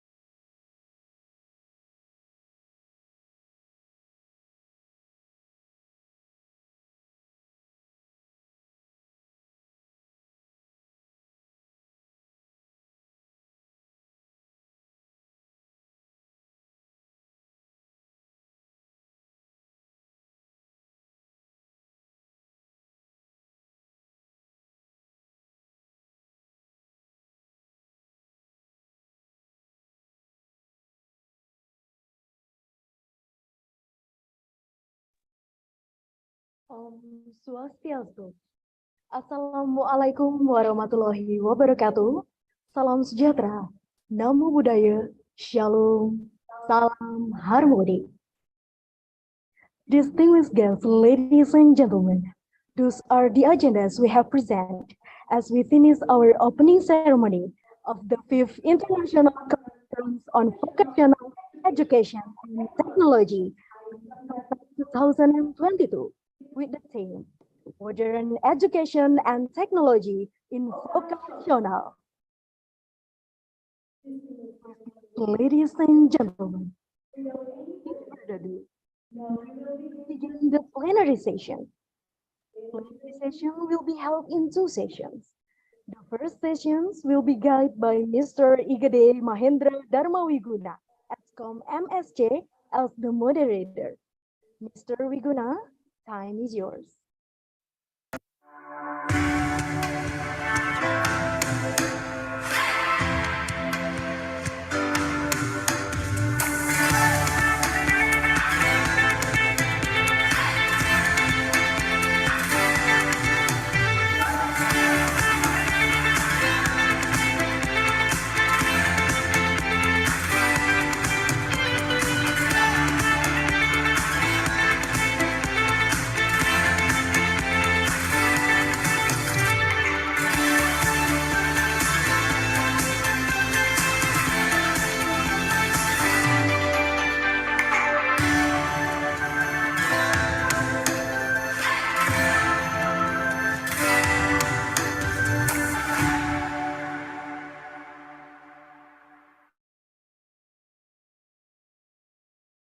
Good morning, ladies and gentlemen, dear participants. Thank you so much, MC. Can you hear my voice clearly? Yes. Okay. So we are about to start our first plenary session. Before starting, let me say hello to Dr. Ananta. Hello, Dr. Ananta. Can you hear me? I think can you hear me? Still unmuted. Okay. Yep. Hello, Mr. Wiguna. How are you? Hi, I'm good. Thank you so much for being a keynote speaker in IConVET 2022. So what time is it in Australia? It's 1:20. 1:20. In the afternoon. Yep. Thank you so much. So we are very proud to say that Dr. Ananta is one of our alumni in Informatics Education Study Program, UNDIXA, and become the first alumni to complete the doctoral program abroad. So congratulations, Dr. Ananta. Thank you, and thank you for having me and inviting me. Yes, okay. So before Dr. Ananta start his presentations, let me read a brief curriculum vitae of Dr. Ananta. So Kadek Ananta Satriadi, Ph.D. is a postdoctoral research fellow in Data Visualization and Immersive Analytic Lab, Monash University, Australia. He's a very passionate about immersive analytics. He loves exploring its uncharted design possibilities as well as challenging the data analysis benefit it promises. Dr. Ananta has about 6 years of human-computer interactions research experience. His research has primarily revolved around the investigation of three-dimensional space around the user and embodied interactions for an engaging analysis and presentation of geospatial data. Dr. Ananta has collaborated with researchers around the world and so far published 9 papers as a lead and also a co-author in premier conference and journal like ACF, CSI, IEEE, ISMAR, and IEEE VR. Dr. Ananta has actively served the HCI communities by reviewing papers, running workshops, and also serving as organizing committee in the conference. Apart from research, Dr. Ananta has 5 years of teaching experience in mainly data visualization subject and a fair amount of other information technology related subject like computer science and information system projects. So that's all for the curriculum vitae of Dr. Ananta.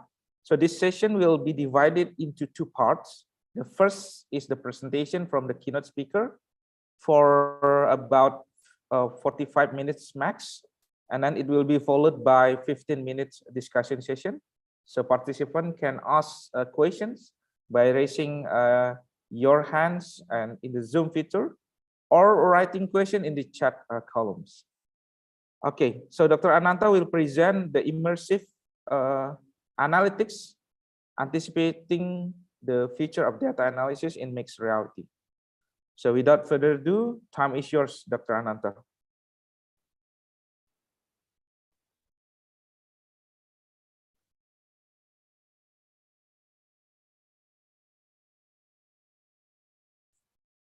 Can you see the presentation now? Yeah, clear. Oh, thank you, Mr. Wiguna, for all very lovely introductions. And thank you, the organizing committee, for inviting me to IConVET 2022. It's an honor for me to be here to share a little bit of information about my research field, immersive analytics. And for the next 45 minutes or so, I will be talking about why and how immersive analytics can be the future of data analysis in mixed reality.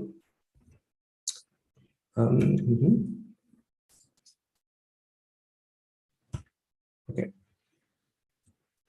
So the advancement of immersive or mixed reality displays has introduced new opportunities to see complex data in a way that was not even achievable a decade ago, right? In a short period of time, we have seen massive improvements in the quality of augmented reality technology. And it is now technically feasible to augment physical objects such as globes with virtual data representations placed in the physical space around us. And what we had seen in the sci-fi movies is now part of our reality. And I assume most of us here deal with that analysis quite frequently, right? And in this talk, I will be providing a glimpse of what we predict the future of that analysis will be like.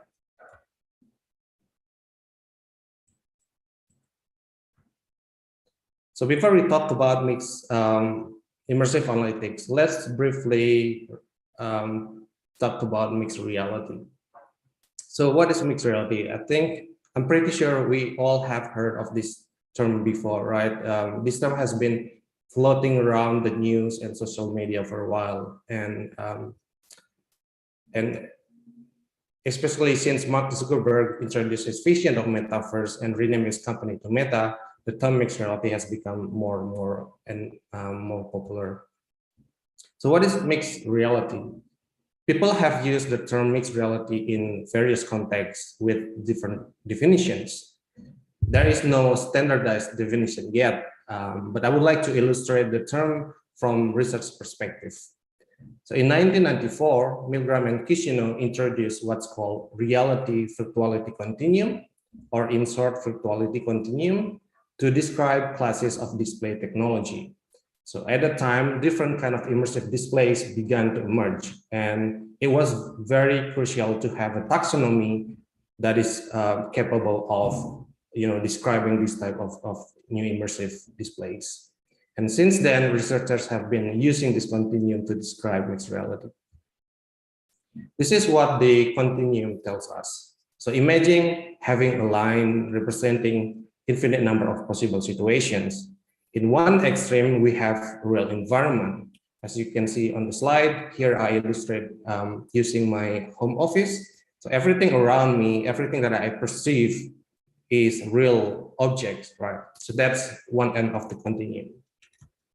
The opposite end is virtual environment, fully virtual environment. So in virtual environment, my workspace consists of fully virtual objects. For example, I can have floating windows in front of me instead of screens, physical screens. Since this is a virtual environment, I can also be anywhere I want, right? I can be working at the top of a mountain if I want to. So in these situations, I'm disconnected from my physical room and now surrounded by virtual environment. So what constitutes mixed reality is situations between real and virtual environment. So mixed reality is the mixture between real and virtual objects. So, and the type of display that can achieve this mixture is called mixed reality display.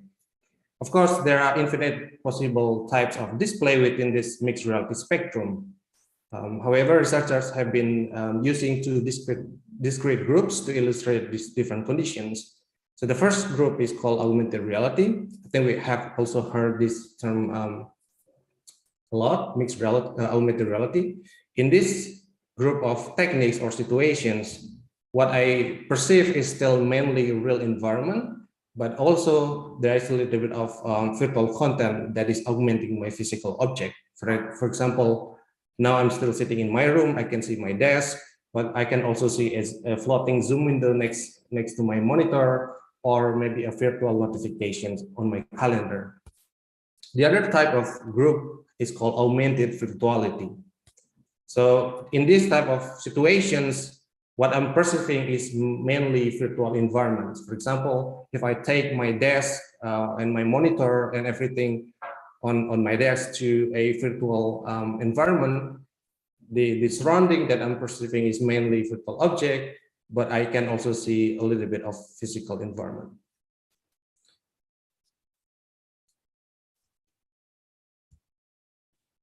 From this virtuality continuum, we can see differences between augmented reality, augmented virtuality, virtual environment, or virtual reality. And we can see these different types of situations as different types of display technology. Because to perceive virtual content or digital content, we need some kind of display, right? So, and similar to the conventional display, such as desktop or mobile, this type of display can be used for various applications, including productivity and entertainment. And immersive analytics as a data analytic approach can be performed at any point within this continuum, including in real environment. And in most cases, immersive analytics takes the data visualization out of the screen and places them around the user.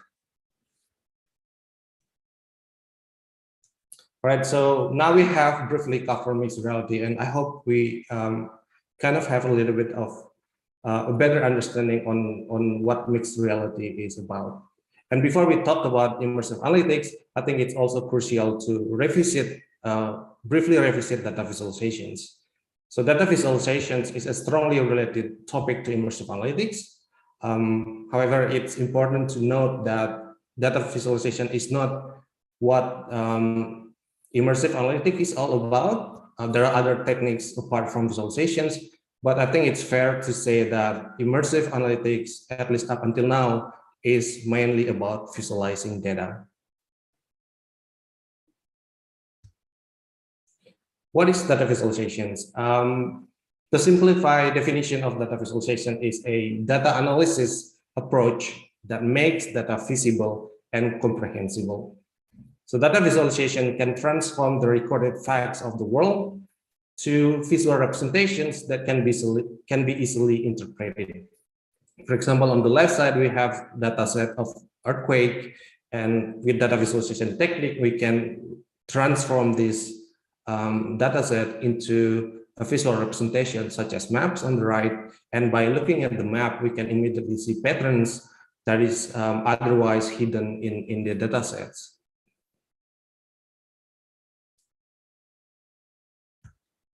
So how does data visualization work? In a nutshell, in a very simplified manner, visualization encodes data values into properties of geometry primitives we call marks. So marks could be point, line, circles, polygon, and any other type of geometry primitives. For example, we can encode quantitative attributes to the length of the bar and nominal attributes to the positions of the bar to create a bar chart, as we can see on figure 8. Similarly, we can also map two quantitative attributes to the X and Y position of the circles to create a scatter plot, as we can see on figure B. We could even add more information into the charts by using other properties such as color and size. So using this simple approach, we can transform complex data into something that we can immediately understand and retrieve patterns from.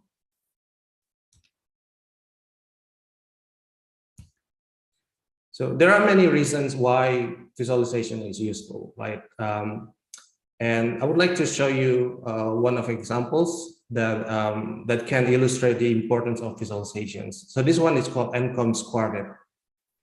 For those who are not familiar with IConVET, it's a 4 set of data that has similar summary statistics, but they have different values. As you can see on the table, there are 4 data sets, data set 1, 2, 3, and 4. And each data set has 2 attributes, X and Y, right? And if you look at the bottom part of the table, you will see mean, variance, and correlations of each attribute in the data set is the same. So by merely looking at the statistics, we tend to assume that each data set is the same because they have the same summary statistic. So every data set must be the same. However, this is not the case, as what we see here, what the statistics tells us is not 100% of the information. By plotting the X and Y attributes of each data set, we can come up with 4 different scatter plots. Now we can immediately see that each data set has different characteristics. They don't have the same values. For example, the data set 1 values are more equally distributed along the oblique line or the model line, whereas data set 4 value are fixed to a specific X value, in this case 8, right? The X equals to 8. And also we see one outlier in data set 4. So this kind of outlier is can potentially skew the summary statistic quite significantly. So with visualization, we can identify this outlier. So again, by making the data visual, we can literally see inside the data and thus understand the data better. So this is another similar and interesting example to further illustrate the importance of visualization. So researchers have figured out a way to create interesting figures using data set with the same statistics. As we can see here from work from Adobe Research, we can come up with a lot of different interesting figures, including dinosaur figure, using different data sets that share common statistics.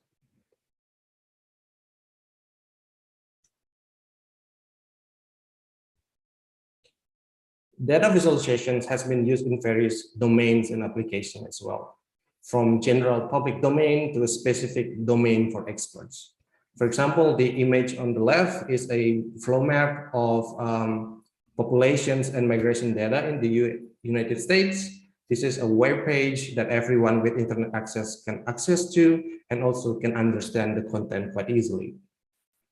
The other image on the right is a work by Goodwin et al., where visualization researchers work with constrained programmers to help them better understand their complex project. So this type of use case is not for everyone, but it was found to be beneficial for a specific group of people.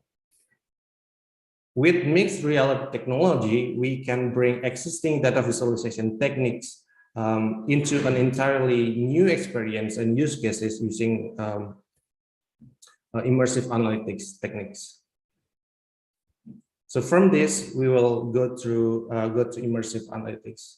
Now that we have briefly covered mixed reality, we talked about immersive data visualizations quite briefly as well. I think it's a good time for us to start talking about immersive analytics. What is immersive analytics? Immersive analytics is defined as the use of engaging embodied analysis tools to support data understanding and decision making. So it was defined by Dwyer et al. In 2018 in one of the first books of immersive analytics. So if you're interested in the topic after the presentations, I suggest getting access to that book. Here I highlighted two keywords, engaging and embodied. So these two keywords are really the key points that make immersive analytics unique. What is engaging? Engaging could be associated with being interesting, being fun, or attractive, right? If you are watching an engaging movie, you tend to be willing to spend more time watching it. In the data analysis tool, in the immersive analytics, the data analysis tool is expected to work so intuitively that the user is also willing to spend time analyzing the data. So why can immersive analytics tool be engaging? To illustrate engaging analysis, I will be showing you work by one of my colleagues, Lee et al. So the work is called data visualization. The idea with data visualization is to present physical data as actual representations. So for example, it is very common in Olympics event to communicate data using table, as you see on the slide. And in this table, we see the athlete's name as well as the time recorded in their run.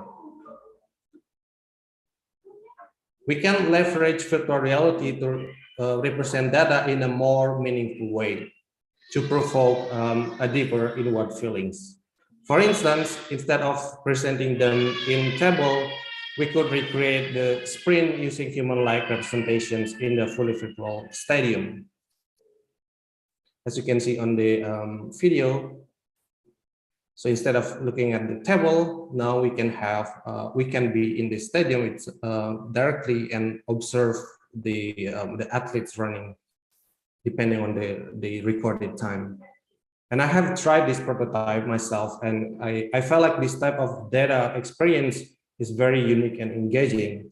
And this type of unique and meaningful experience is what creates engagement in immersive analytics.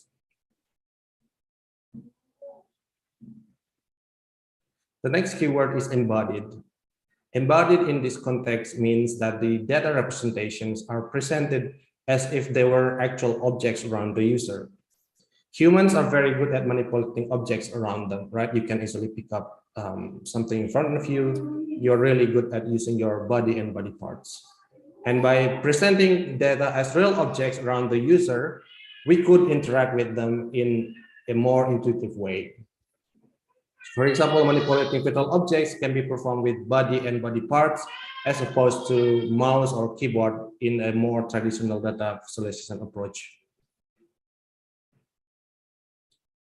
To illustrate embodied analysis, I'll show you work by Cordell et al. Called IMAXIS. So IMAXIS is a very interesting work as it really focuses on leveraging our ability to manipulate objects for data analysis. For example, what we see here is various attributes in a wine data set, and each attribute represents 3D axis that the user can just grab and move around, right? So by grabbing one axis and moving it to the other axis, you will see the link representing the relationship between the two attributes. So the user can also select multiple axes that they are interested in and place them in the space around them, right?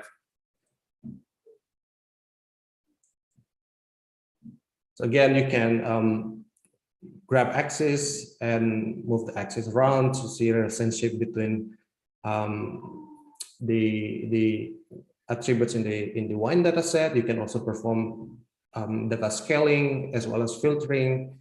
You can also create various types of data visualizations or charts, for example, parallel plot to see the relationship between multiple attributes, or create simple 3D scatter plots.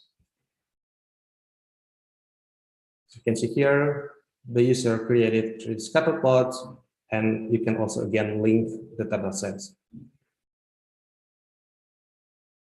Again, embodied analysis is immersive. In immersive analytics allows for an intuitive way to interact with data by leveraging head, body, or hand movements.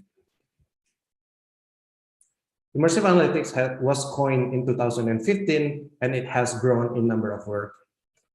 These are a few examples of existing immersive analytics works taken from a recent paper entitled Grand Challenges in Immersive Analytics. And as we can see here, there are various applications being demonstrated. Some focus on embodied interactions, for example, manipulating visualization with hands. Some exploit the 3D space around the users to arrange visualization. We also see various types of data and use cases, including medical data, building energy consumption data, or data storytelling of mass shooting incidents. We can also observe variations within the virtuality continuum, including virtual reality, as well as augmented reality.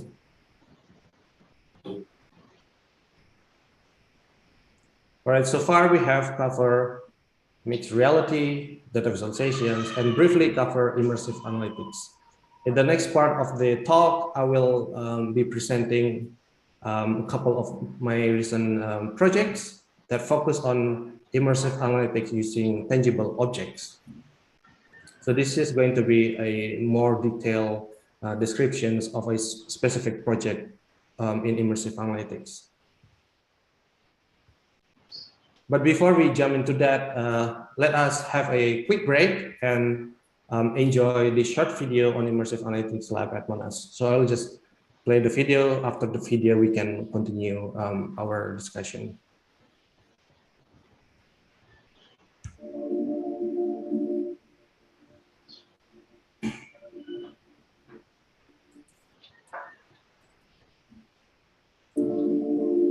I'm Tim Dwyer. I direct the Immersive Analytics Research Group here at Monash University.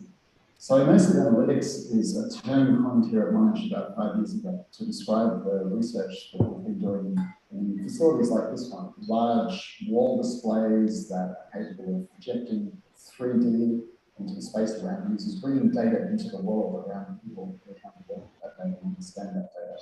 And our research is in anticipation of the future where we have headset devices, headsets, wearable.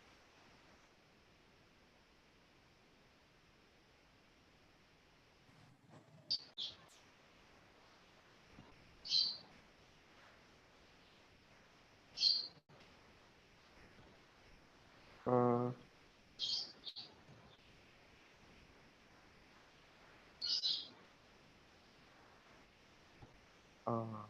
Ananta, I don't think we hear the sound of the video.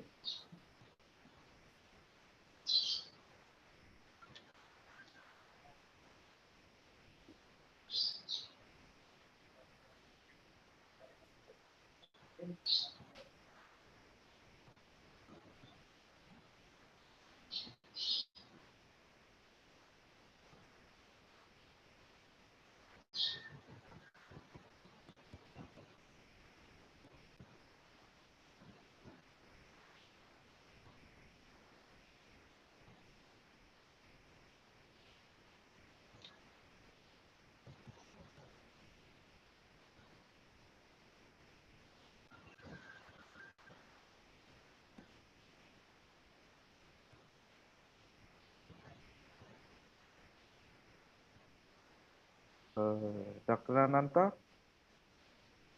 we didn't hear the sounds of the video.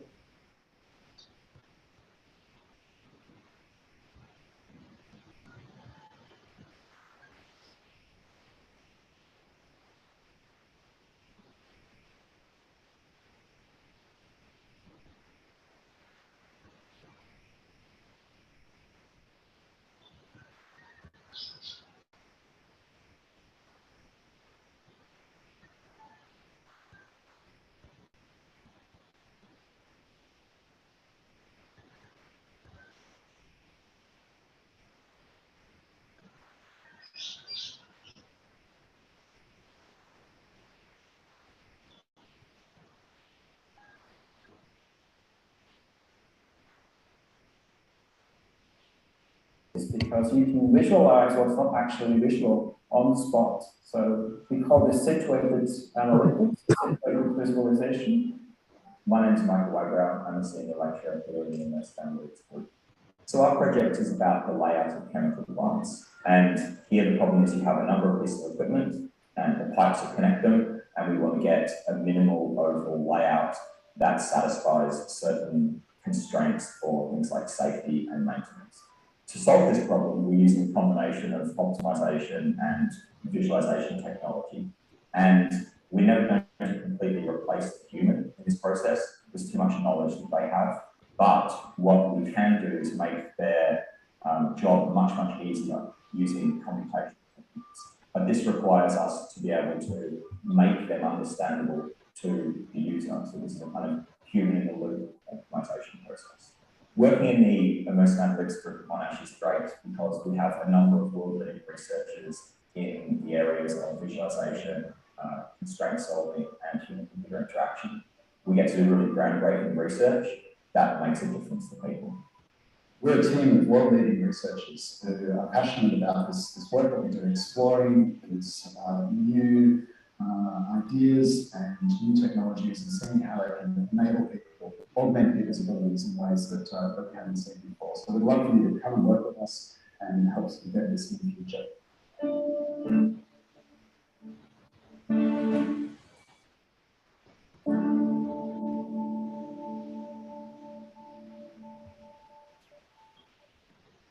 Right. I guess we can continue the last part of the this talk. As I said earlier, I will be going through a couple of projects that I did in immersive analytics, particularly using tangible objects to support data visualizations. And the term tangible here can be used interchangeably with physical. So when I say physical objects, it means, well, when I say tangible objects, it means physical objects. The first project is about visualizing geospatial data using tangible globes. The globes have been part of human life for centuries and have been used for various purposes. And nowadays, globes are relatively low cost, they're very cheap, and they are ubiquitous, right? It is not uncommon to find globes in classrooms, in the office, or maybe even in the house as well. While tangible globes can represent geographic information quite nicely, this information is rather fixed. Globes always show the same information, right? You cannot easily change the texture of the globe. AR headsets such as HoloLens 2 can render virtual objects in real space in a relatively high graphic quality. And in this research, we aim at combining virtual data representations with tangible globe in augmented reality. So the idea is to create new data analysis experiences supported by tangible globes. And at the initial step of our research, we encounter several technical issues because unfortunately, HoloLens 2 is not capable of tracking the position and rotation of the globe immediately. By default, it's not possible. So we need to figure out the way to track the positions and rotation of the globe so that we can register virtual components or the virtual data representations on the globe. There were other technical challenges as well, but in this part of the presentation, I will be focusing on the tracking of the globe. So to be able to track the globe quite precisely in augmented reality, what we did was creating our own custom globes. So unfortunately, we could not use the globes that we purchased from eBay.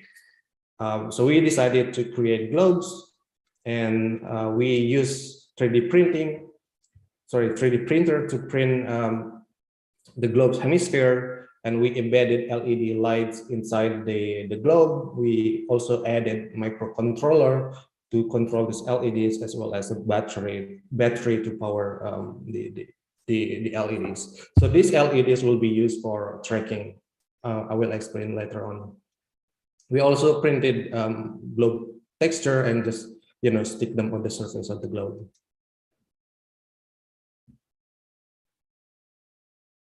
So the result is 2 globes with invisible markers.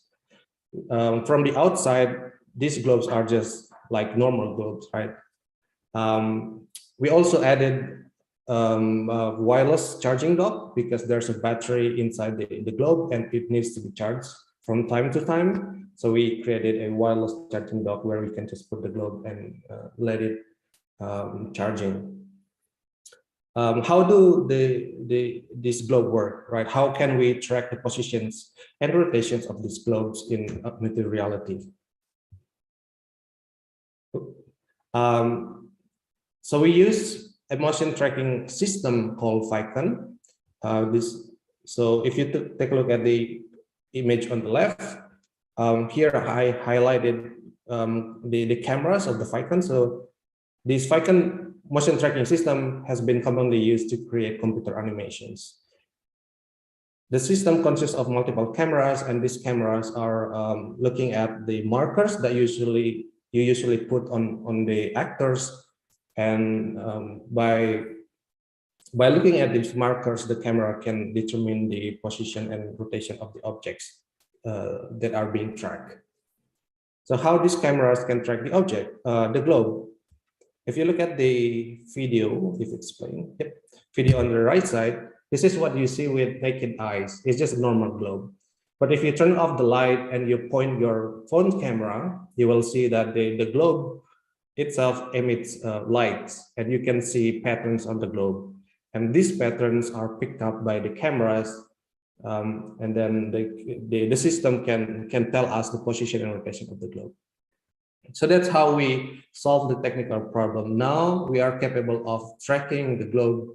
We can tell the HoloLens to where the globe is located and how the globe is oriented in 3D space.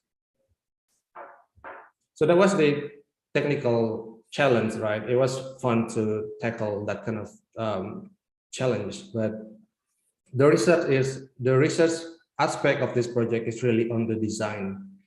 So if you think about tangible globe and virtual data visualizations, there are a lot of different combinations that you can come up with, right?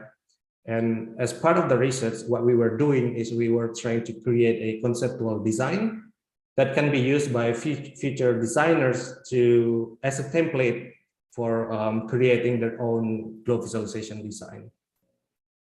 So what we did is we come up with conceptual design on how we can combine tangible globe with virtual data representation. So our conceptual design consists of 3 different groups. The first group is called augmented globes, and we in our project we also created multiple examples of each group here. So in the next slides I will show you these examples. So the idea with the augmented globe is that the virtual content will be used to augment information on the surface of the globe. This is the first example. As we can see here, we can place virtual marks such as 3D arcs representing flow of migration data on top of the globe. As you can see, the tracking is not perfect, right? But it's just currently technical limitations that we have, but I'm pretty sure in the future the tracking system will be much better. In this example, we shows global population data. Each bar here represents populations on a specific city. Instead of placing the bars on the globe directly, we could arrange them around the globe and show visual links connecting the bars and the geographical locations on the globe. And this approach is expected to facilitate comparison tasks, such as comparing 2 cities and, for example, how much larger is population in one city relative to the other. Because in data visualization theory, it is easier to compare multiple values if they are sharing the common axis. And in this case, the common axis is the ring around the globe. This is another example where we demonstrate that we could also use other type of surface data. Here we use moon surface, but I would imagine we could also use other type of surfaces such as other planets, or maybe even different network layouts on the surface of the globe. A globe can only show you a single hemisphere, right? Like the moon, what we see on the moon is just one hemisphere. There's always the dark side of the moon. So in this use case, we demonstrate that we can create a copy of the globe showing the dark side of the globe. So as you can see, what is visible on the virtual globe is the opposite side of what you see on the tangible globe. So the next group is called tangible globe input. In this type of technique, we use the globe mainly as input device. We have seen this one before. So in this case, the user is rotating a large virtual globe using the tangible globe in their hands. And in augmented reality, it is quite difficult to manipulate large objects. And by using a small tangible globe, we can easily rotate and export the data. This is what we call exocentric globe because we are looking at the globe from outside. We also created another variation called egocentric globe. And in this case, you are looking at the globe from inside the globe. And similarly to the previous example, you can also rotate the large globe using the tangible globe on your hands. This is another example of what's called small multiples. So small multiple is a common visualization technique that uses multiple representations of data to show multiple attributes in the data sets. And in this case, we have multiple globes representing various attributes in a global health system data. And the user can control these multiple globes by rotating the physical globe in his hands, allowing for comparison between attributes as well as geographical locations. This example could be interesting could be an interesting educational tool. So here we use the globe to demonstrate how map projection works. So by rotating the globe, we can observe how the content of the map changes. For instance, if we look at Indonesia on the globe, then Indonesia will be centered on the map as well, because map is basically the transformations from from the model of the Earth, which is a 3D sphere, to a 2D plane. So by rotating the globe, we can see the effect on the map surface. So this is the last group in our conceptual design. We call it complex interplay. So what it does is basically mixes the augmented globes with vertical data representations in the complex interactions. To illustrate this group, we use a visualization of COVID-19 data, and the user here is holding augmented globe visualizing population density, and there are scatter plots and bar charts in front of him showing COVID-19 data. And by bringing the globe closer to the charts, the user can link the point or bars with geographical locations on the globe. For example, if the point or bars that represent Indonesia on the charts will be connected to Indonesia on the globe. So in this case, we see the spatial context of the scatter plots and bar charts in front of him. This is how it looks from the user's perspective. As you can see, if the user is moving the globe closer to the charts, you will see that the charts and the globe will be linked together.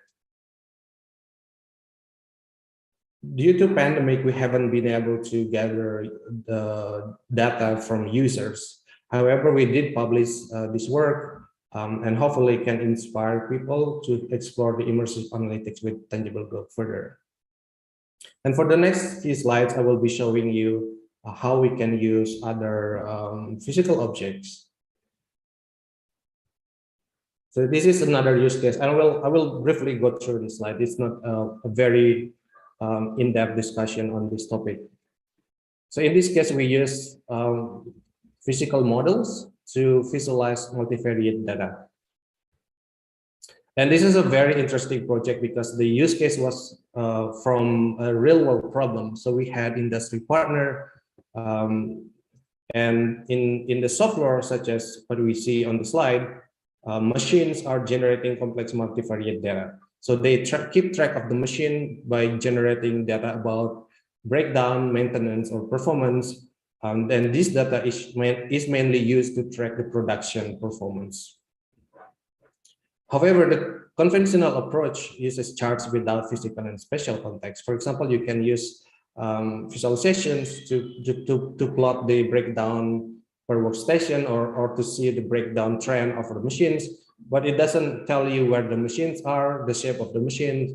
If you're not familiar with the software, then you don't have a good understanding of the entire picture. You don't know the physical and spatial context of the data. Using 3D printing technology, it is not difficult to produce physical scale models of the machines. And here, for example, we printed a steel frame bender machine. It took us several hours to print, but the result is quite nice. And the idea with the project is we use immersive analytic approach to combine multiple physical scale models with data visualizations, as illustrated on this slide.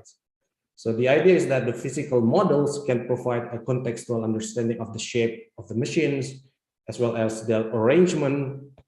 And by combining them with multivariate data representations, such as charts, the expectations that the user will have a more comprehensive information to look at.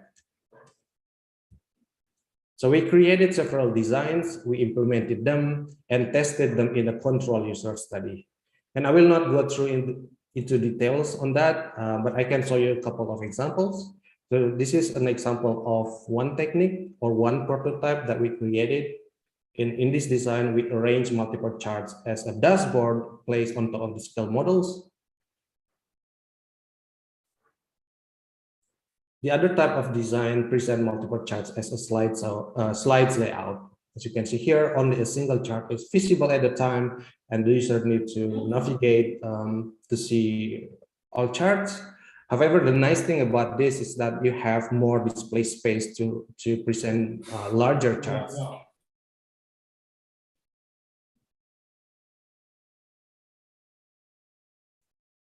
Right, so that's the end of the last part of my presentations.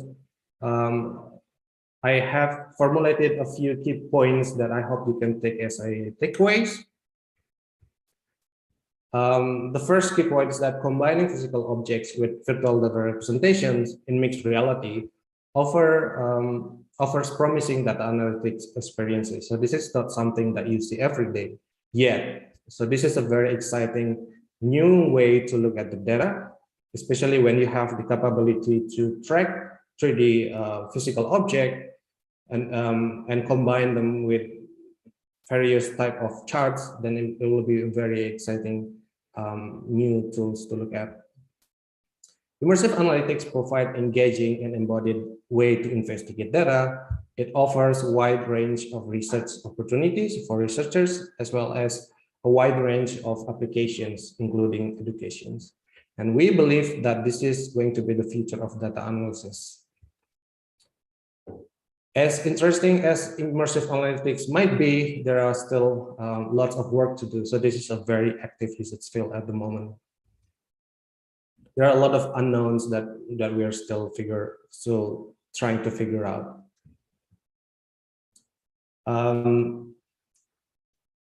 I have formulated a couple of thoughts on how we can, how vocational educations can respond to immersive analytics.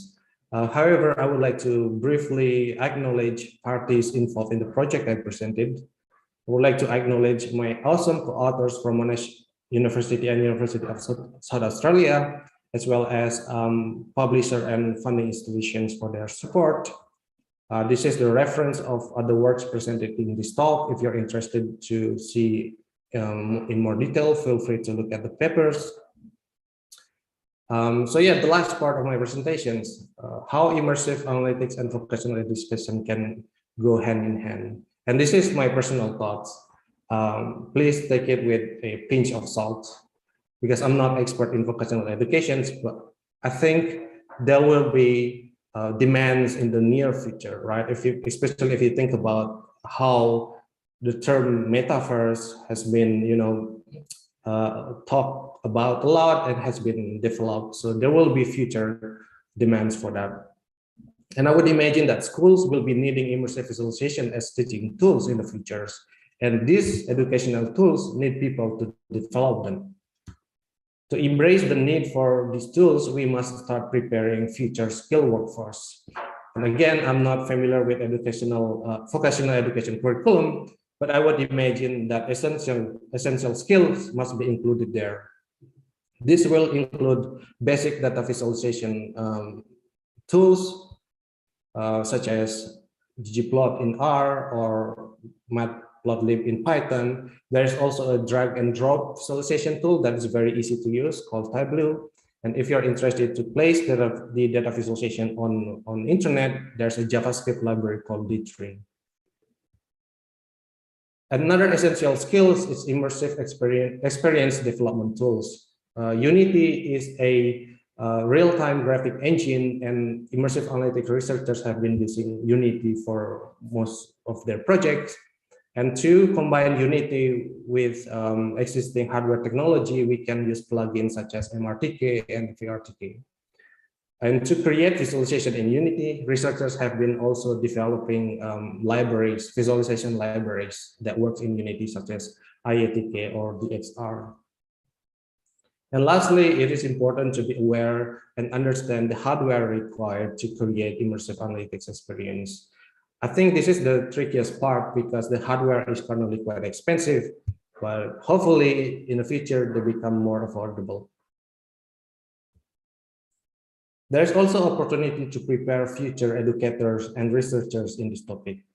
Online courses of data visualizations and VR, AR development are becoming more available. So I suggest looking at courses if you're interested.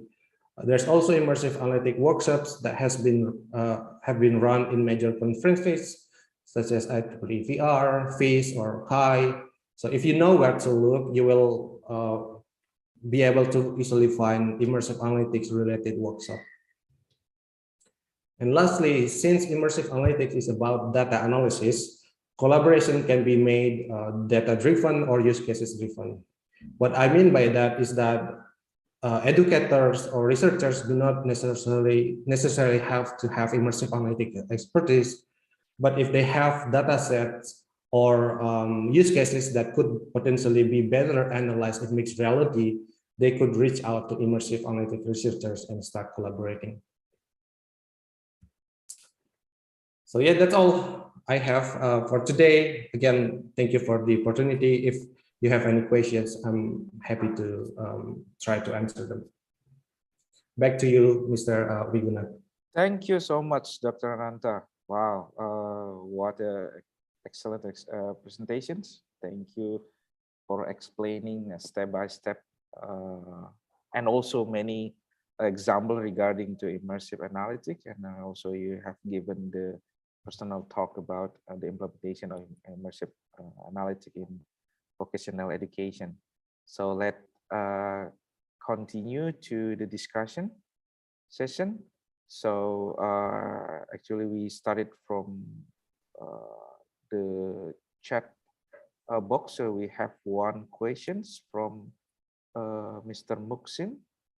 So the question is, are there criteria, hierarchical or parallel paths in pulling the data, sorting the data, and also the data visualization? Maybe you can answer that, Dr. Ananta. Yeah, I'm not sure what it means by criteria in this case, but I guess what it is about is mainly about interacting with the data. Yeah, I said earlier, immersive analytics was originated from data visualizations. I think it's fair to say that. And a lot of work in immersive analytics has been done by adapting existing data visualization techniques into immersive environments. And yeah, I guess if the question is, is there any criteria for or perhaps, yeah, or perhaps Mr. Muksin, can you open the mic perhaps so we can have better understanding regarding your question? Maybe can to play or to combine the data in this or to become to visualization or to there is the program from that is or you can speak in Indonesian because Dr. Ananta also understands Indonesian. Okay, thank you very much.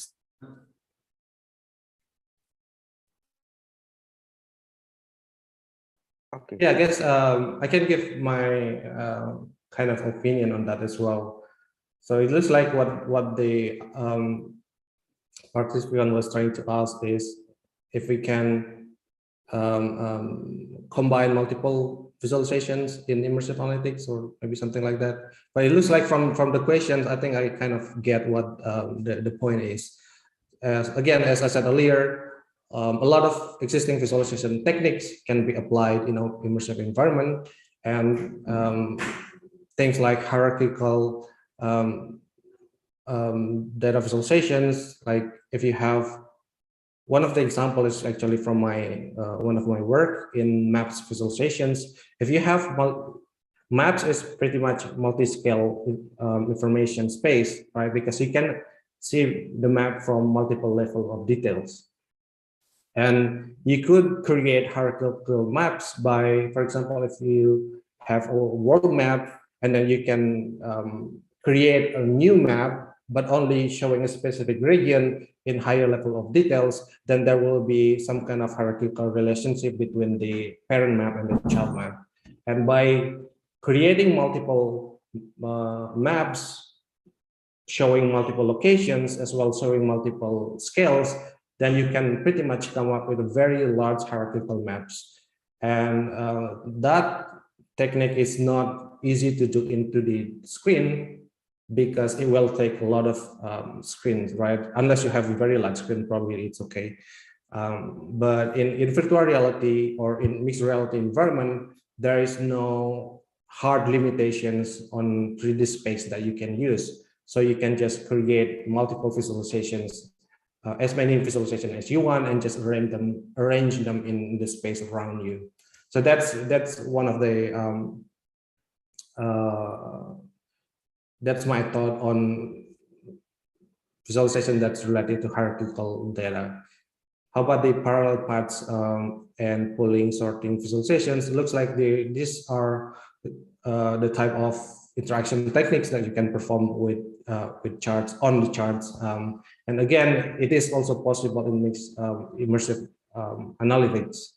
In fact, the IMAXis system, for example, the one that I show you when I was illustrating the embodied analysis, it does support parallel coordinate charts, as well as multiple different interaction types, such as rescaling the charts, filtering, maybe sorting as well. So yeah, I hope that can kind of answer your questions. But if you have any follow-up question, I'm happy to take that as well. Okay, thank you, Dr. Ananta. So perhaps we move to another question. There's Miss Novita. So do you think this technology, the immersive analytics, is safe enough to be implemented or to investigate data in high-risk domains such as medical or aviation? Is there already research or a project in that domain? Yeah, thank you. That is a very interesting question. I want to answer the second question first. Yes, there are work in that domain already. Like medical data is very common use of immersive analytics. Aviation data such as flight paths, for example. There's a immersive analytics system that can demonstrate how we can use 3D space to visualize flight path as well. So yeah, there are work on that already. But there are still a lot of unknown as well.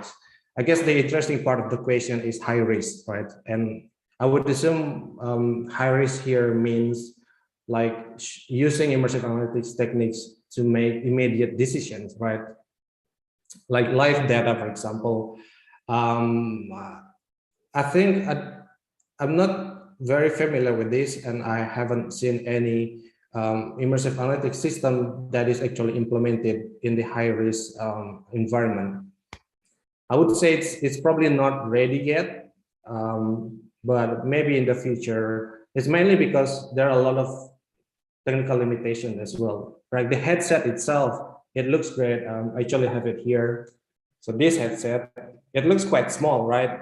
But I cannot like put this headset on my head for longer than 1 hour, for example. So the form factor, the technology itself is not ready to be used that extensively, especially in the high-risk domains. But again, in the future, imagine if you can replace this headset with glasses, then maybe people will start testing it in the high-risk environment. Okay, thank you, Dr. Ananta. Perhaps we, yeah, it's one more question. I guess maybe from me. So as you mentioned in this presentation, the immersive analytics is very interesting research topics here. But the problem is, and as you mentioned earlier, that it is required a good or even expensive tools to start this research in this field. So for those of us who have problem with these tools, what are the tips that you can give to us so that we can continue to research topics in this field? Yep. Thank you, Mr. Brigada, for the questions. I've been thinking about it as well, because I have wanted to kind of push this research topic in Indonesia as well, because I have a lot of connections, including you, Mr. Brigada, how we can really encourage people to do research in this area. I guess that's also a tough question because it's about funding. Any questions related to funding is going to be difficult. But I guess maybe you can start looking at funding. If we maybe I know that Ministry of Research and Education in Indonesia, they have funding schemes, right? Maybe it's a good time to start thinking about putting research proposal that looks into immersive analytics topic, and that way we can get funding to purchase expensive hardware. I think that will be the easiest way for me that I could think of. And even here, we also been mainly we have been mainly very dependent on funding because again it's very expensive at the moment. Okay, yeah, I guess so. So we need the fund for to have that tools and that we can start or continue the research topic in this field. Thank you so much, Dr. Ananta. So we have come to the end of this plenary sessions. So before it ends, we as a IConVET 2022 committee would like to present a certificate of appreciation to Dr. Ananta. Can we perhaps stop? Start first. Thank you. Thank you. Thank really you so much. Thank you so much for your participation as a keynote speaker here. Hopefully we can meet again in the next conference. Thank you so much, Dr. Ananta. For sure. Thank you very much for having me. Okay, so I guess this session is over. I will return this to the MC. Thank you.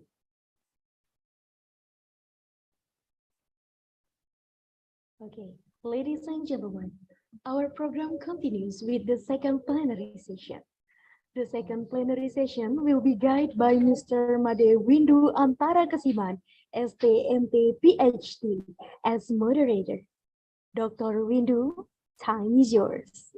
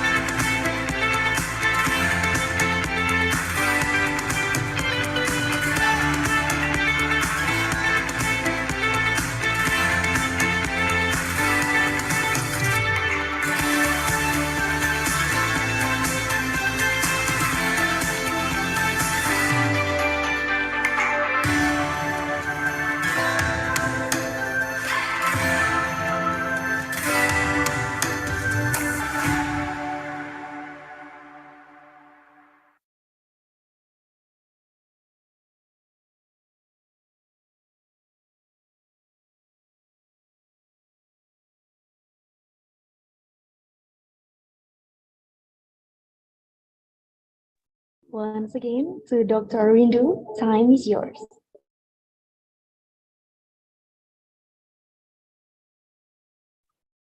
Hello. Thank you for unmuting me, the organizer. So good afternoon, everyone.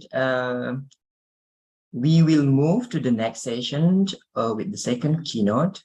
Let me check first the second keynote speaker, Dr. Basant Agarwal, whether he is already here with us in this room.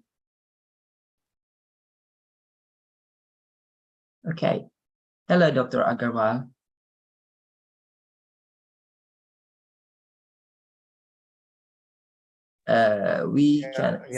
Thank you for allowing me to unmute, and now I can speak. Yes. Thank you. The organizer is a little bit late to unmute us. The same with me. No problem. No problem. Okay, so you are ready for this keynote session, right? Right. Okay. So let me first introduce you to the participants of this conference. We would like to thank you first for accepting our offer, for being the second keynote speaker for our conference, IConVET 2022 this year. So after having the first keynote speaker about the data visualizations and immersive analytics, That was very interesting talks. Now we will move to the next topic about the role of AI in education technology. We will have here Dr. Basant Agarwal as the second keynote speaker. Dr. Agarwal received his Bachelor in Information Technology from MBM Engineering College, Jodhpur, India, and then his Master in Computer Science and Engineering from Malavia National Institute of Information Technology, Jaipur, India. And from the same institute, he received his Ph.D. in 2014 in Computer Science and Engineering. Dr. Agarwal has so many experience as a research assistant, postdoc research fellow from Singapore, also from Norwegian University of Science and Technology. And then right now he is the assistant professor in Indian Institute of Information Technology, Kota, from 2019 up until now. He received award, internship award from National University of Singapore in 2013, and then Alain Besson Fellowship Award, I think it is from France, for postdoc research in 2016. He also already published so many publication, paper, and projects from so many topics of AI. I saw here, for example, the latest one, cross-lingual knowledge transfer for social media analysis under the schema of India and Slovenia bilateral cooperation.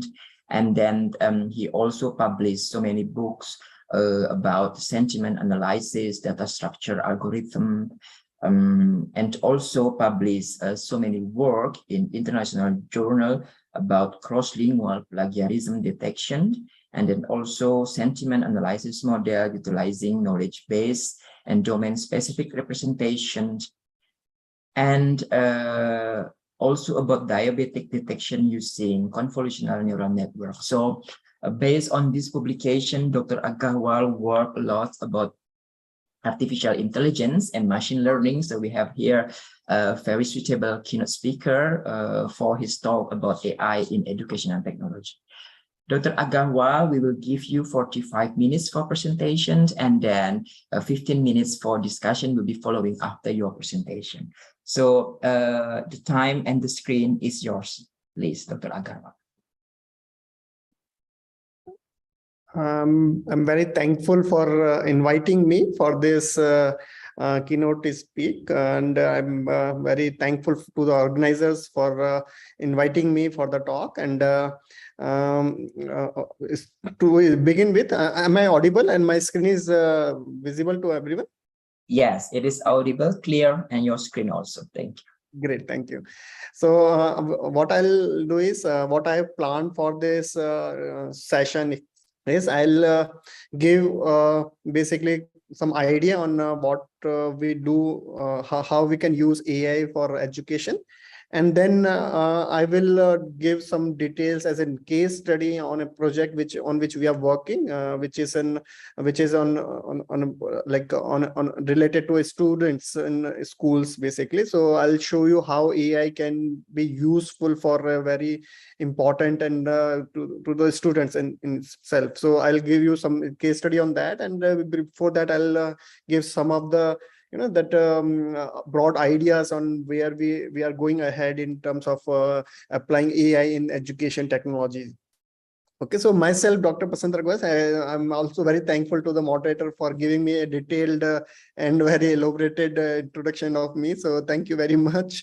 There is no need of me to say anything about me, but I'll like to give 2-3 minutes for introducing our city. It is very beautiful city. I come from Jaipur, and this is known as a pink city. I would like to invite everyone to come to India, and especially Jaipur, in which we stay. Our institute is situated, which is at MNIT campus, Jaipur. And that India is very famous for receiving the guests and welcoming them, and it's very beautiful. You can see on the screen also that some of the pictures that is very culturally the Jaipur is very rich. You can see a lot of varieties in the food, culture, and tourism and all. So I would be very happy to host you in MNIT Jaipur if anyone comes to the institute. This is the institute in which we are working. I'm working like a IIIT quota. It's an institute of national importance, which was started in 2013, and we offer programs in BTech, MTech, and PhD, mostly in computer science engineering and electronics and communication engineering. And a lot of students are being placed in good and reputed in companies. So with that, I now will like to tell you in brief that what are the most important focus of the education technologies. In general, you can classify the education technologies in terms of two categories. One is dissemination of the knowledge to a small group of people, maybe like classroom teaching, so in which we have 40, 50, 30 number of students. And one is which has been become very popular in recent time due to COVID, and also massive open online courses. You must have heard about it, MOOC courses, in which we develop and record the courses and lectures, and students are asked to join the course, and a million of people are studying the same content, and they learn. Like you must have heard about Coursera, Udemy, a lot of other MOOC platforms are there for dissemination of the knowledge. So in the current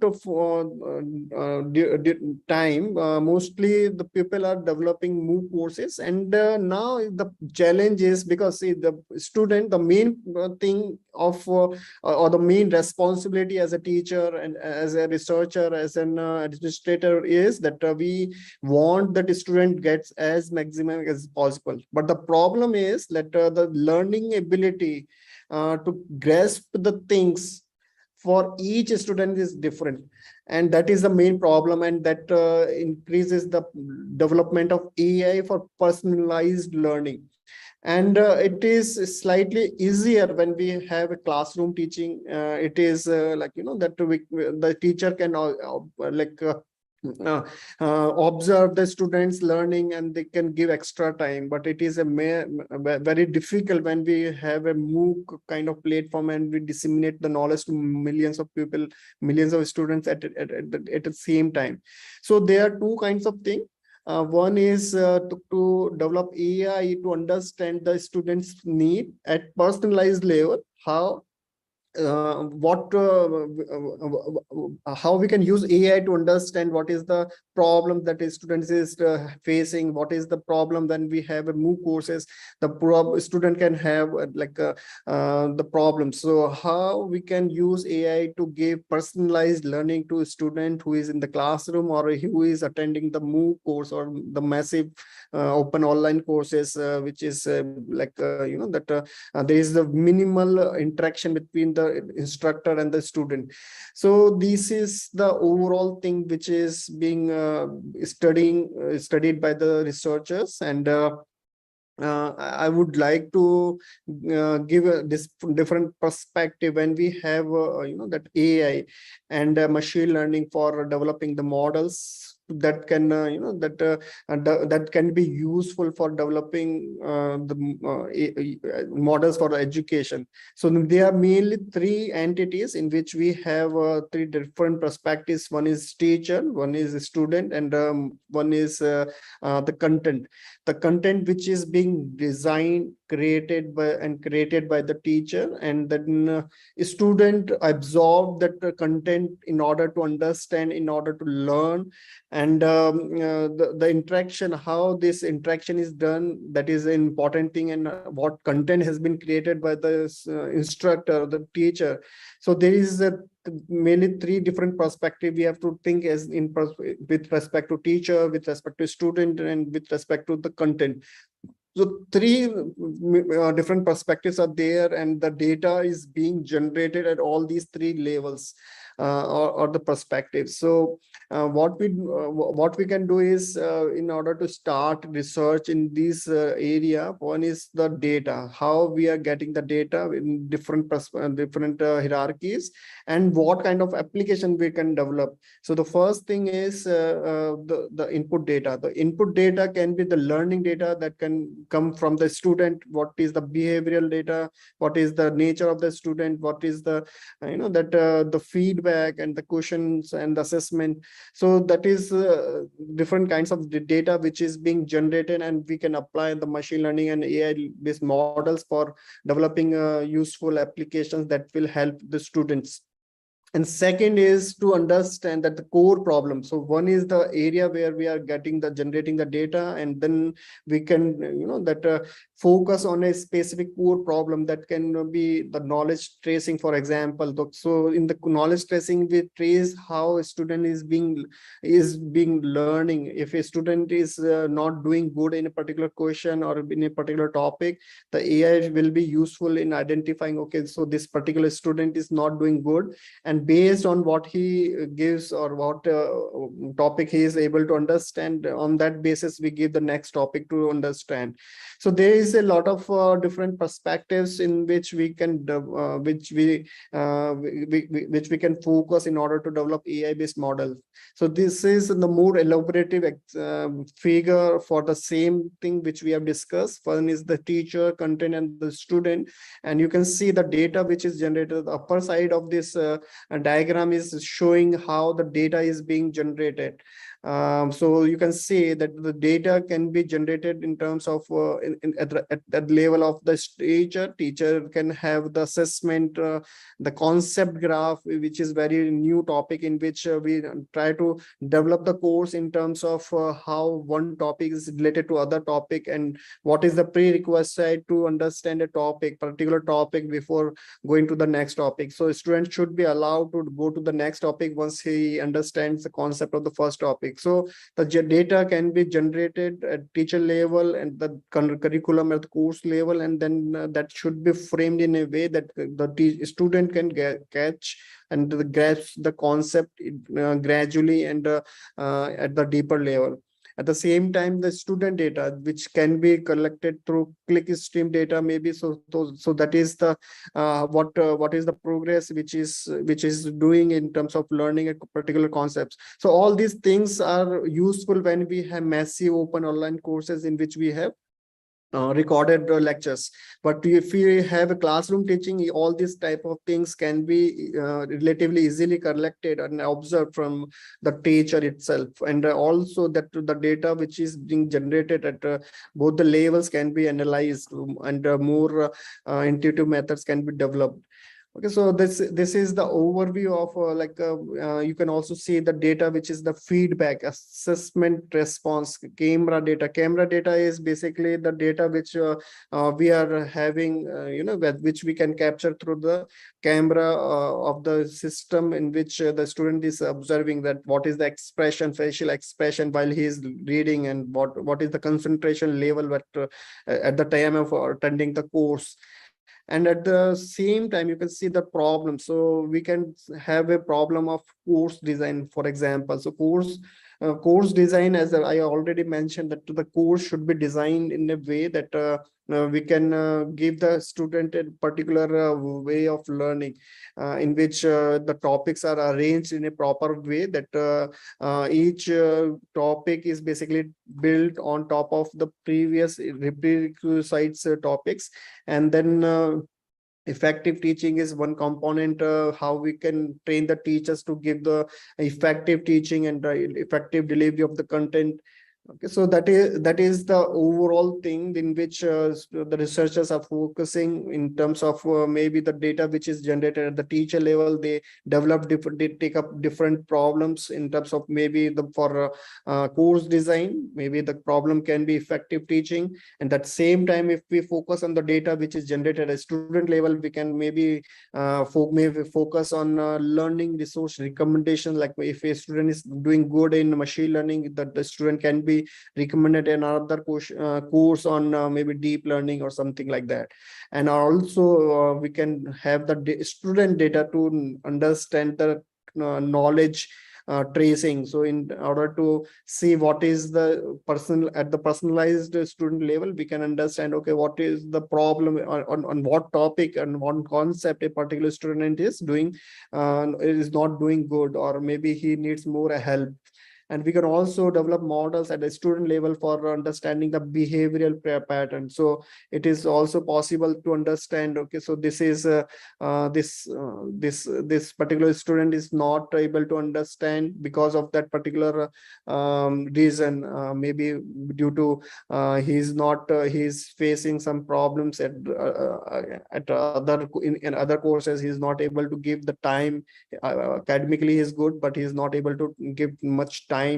It is also possible to understand, okay, if a particular student is doing good in other subjects but not particularly in one subject, so we can use AI to find out what is the main reason. Because a student is doing good in other courses but not good in a particular subject, it means there is a problem at the either at the content level or at the delivery of the content level.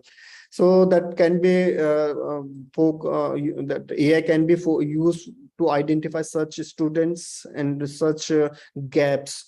So with this, people use AI in different areas of the domain, and they work and develop models which can which can be very useful for final aim, which is like effective teaching and give the knowledge to the students at the personalized level for better learning and understanding of the students.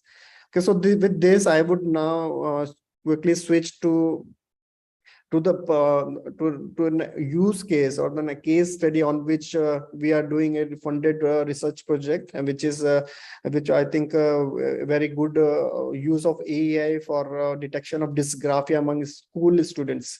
So you can see on this screen that I don't know if you have heard about dysgraphia or not, but I'll try to give the details about it. So if you will see the handwriting which is written on the right hand side of this slide, that I am glad I'm 6 and so on. So this is a handwriting of a student of age 6. And this example is very popular on the internet, that this is handwriting of a student which is having a dysgraphia.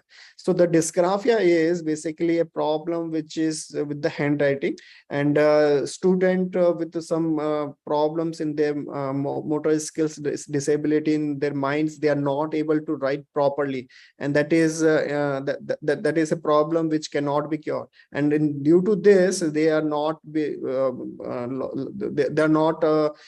able to basically write properly. And you can see that some of the patterns which can be identified automatically by the machine learning models for giving the best help to the students. Because the main problem is of this dysgraphia for the students is that teachers and parents of the student, they are not aware of the dysgraphia, especially in India. I don't know about the Indonesia and other countries much, but for India, we have seen the main problem is the lack of awareness. And when students and like a school student is having this problem, first thing is this is a non-curable problem.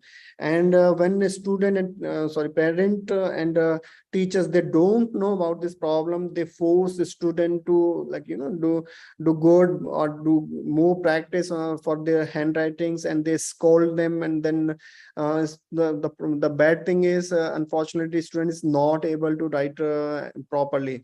So that way gradually student goes in a depression, and the student start feeling that he is not being able to do anything good for their career. They will not do good. But frankly speaking, such students, those who are not doing good, they are not able to write properly, but they are very good in speaking, they are very good in learning and understanding, but somehow due to lack of awareness among the among the parents and the teachers, the students feel bad, go in that very like behind from their peer students. And the best thing is that those students are very good in terms of intelligence, but due to lack of awareness, we are not, we are like that we cannot help them.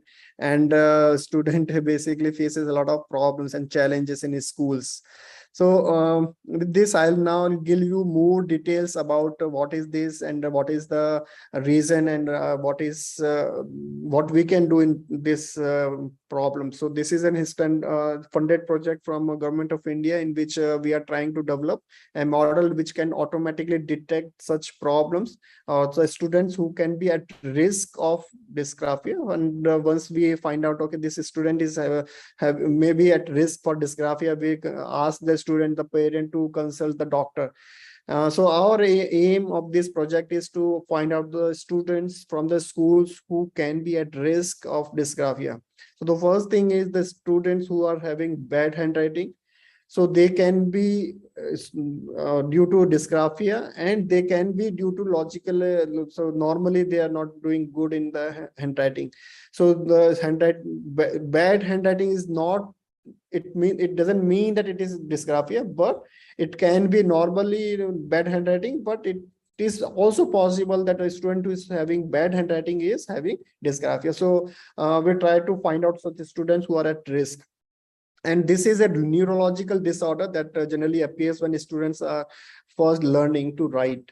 And I've seen many examples in which students are not able to write even when they are 13 or 15 capital letters, or maybe on a straight line they are not able to write when they are 18 or 20. So that way there is a lot of problems in terms of evaluation and assessment of the system of their copies also. So in long term they faces a lot of problems. And the best thing is, if we find out such problem at the age of 18, when they start learning, it will be a very good help to those students. So this is the problem, and this problem is not curable. And what we can do with this is, we can just ask student to do a special kind of training from special teachers. But this problem cannot be cured, but this can be like improved in terms of they can do a special kind of practice at the same time, so they will not lag behind from others.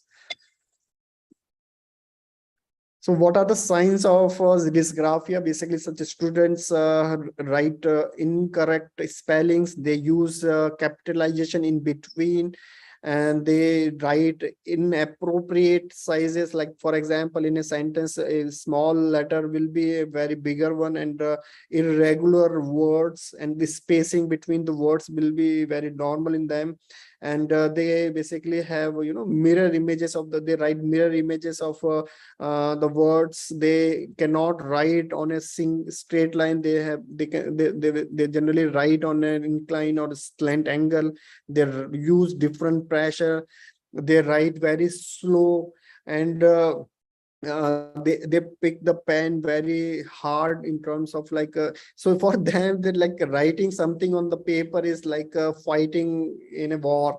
So we should help those students in terms of better writing, and not taking it that serious, because such students are very good in learning. So aim of the education system is to learn and to teach, basically to all the students equally.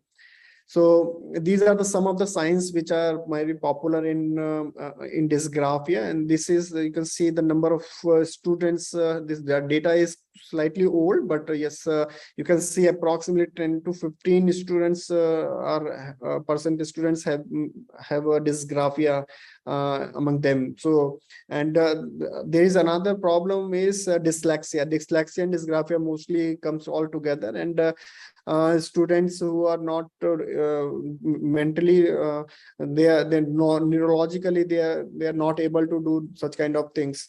So yeah, so what we are doing in this is we are trying to use machine learning and deep learning methods for early diagnosis of such students' handwriting from the handwriting of the students, and we are trying to develop image processing and machine learning based technology which can be used by the teachers. They just pick the photo of student. We have developed one app also. I'll show you some of the things on that. So just a teacher can pick a photo of the student's handwriting. If he is not doing good, then the app can give the score of the risk that a student might have based on the key features or the signs that that are very important or that can be useful for identifying the dysgraphia. So once we have such kind of features, we use it for machine learning model to learn the pattern, and then we identify such students.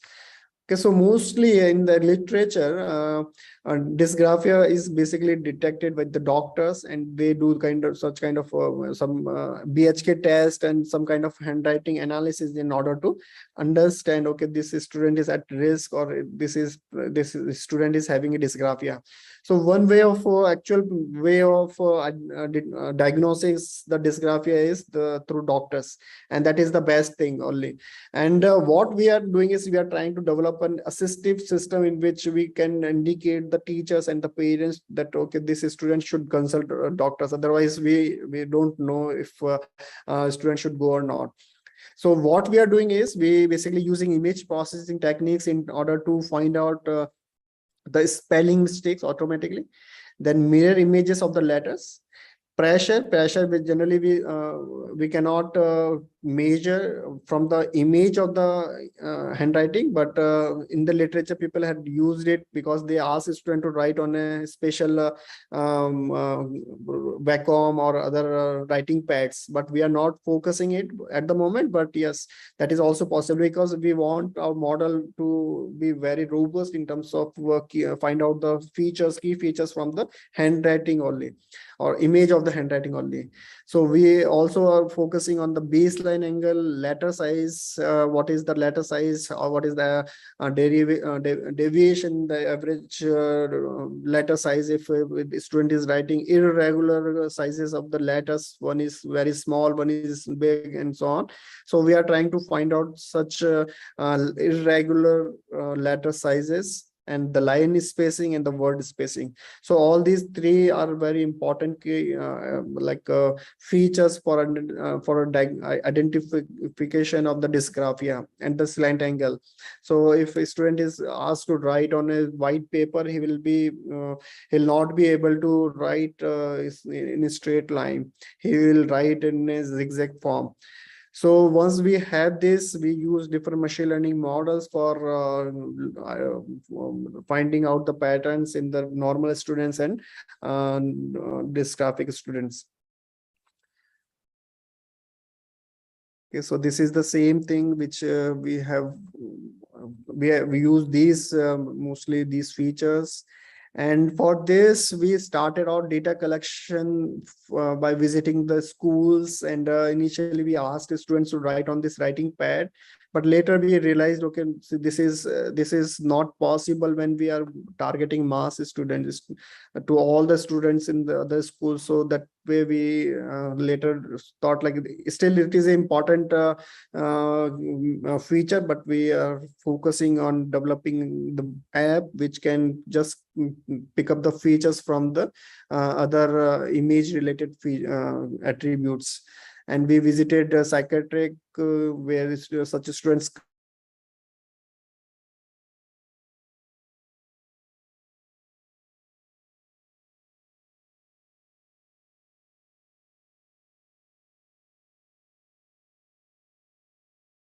Hello, Dr. Agarwal.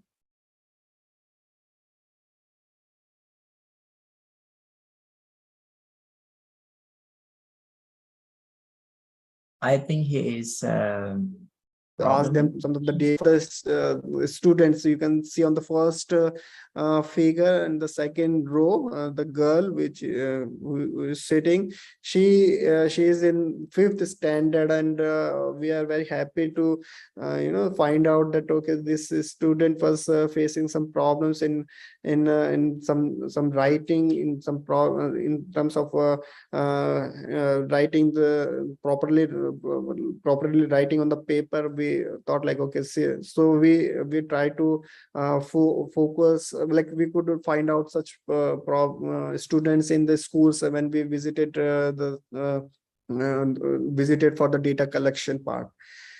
And then I'll give you some of the results which will give you more intuition in what is the problem, and what we can do about it, and what we are doing in this. So you can see on the right hand side that this is handwriting of one of the students who is we don't know if he is having a dysgraphia or not, but this okay, so this sample is taken from the psychiatric who has diagnosed this as a dysgraphic one. And you can see that some of the letters like about was written like ADOUT, adult. So that reverse of the characters, and donkey is written as bunky. So this is very common in schools, and I don't know when we can develop some more technology which can pick up such features, and we can develop some automated systems. So that was the student that was not initially identified with this, but later it was like identified that there's a problem. So such students write like M as a breaking of the same letter as N, W as VB, and sometimes they replace their word when we announce or we speak something. So they write there as there, half as have, and they jumble the words at able to able, and likewise. So initially what we were doing is from this handwriting image, we firstly identify the with the image processing that what is the area where text is written, and then we identify the words, and then use OCR to convert it into the text. And then we also analyze that what is the spelling mistakes and the features which I have already mentioned, that what are the important features. This is the pressure which we are right now we are not focusing it, but initially we had some experiments with that.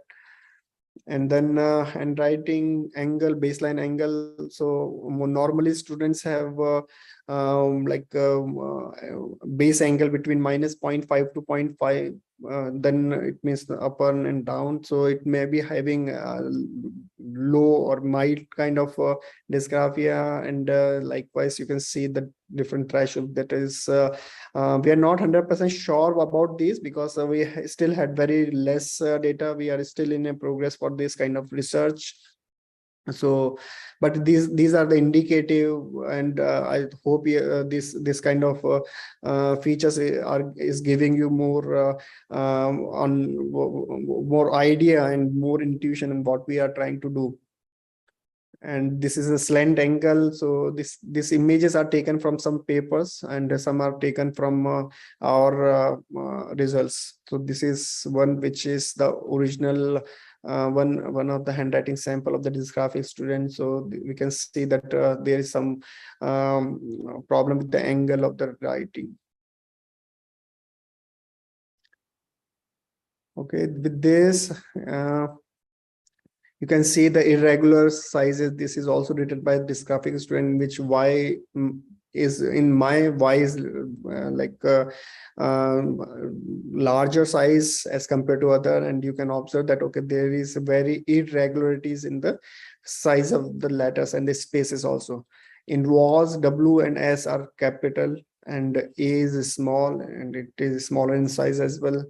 And So with this, we have developed a small machine learning based model, which we are getting different results. So obviously this is not very authentic results, but still these are the results which we have got from our first model, because we are still improving in extracting more features and the more data in terms of understanding and learning better. This is the mobile app which we have developed, and the teacher has to just pick one photo of the image, and that based on the model which we have developed, it identifies and gives the score that what is the chances that okay, this this student might have dysgraphia at 70% or 60%. So that risk, if it is greater than a threshold, that gives the suggestion to the parent and the teacher that the student should consult the doctor. And there is one website of this project, which is like a tild.co.in, in which we also have that awareness sessions sometimes, and we have also developed one portal in which student and parent and school teachers and everyone, those who want to contribute to this project, they can upload their handwritings. So, and now we also started collecting the data in their native and other languages as well.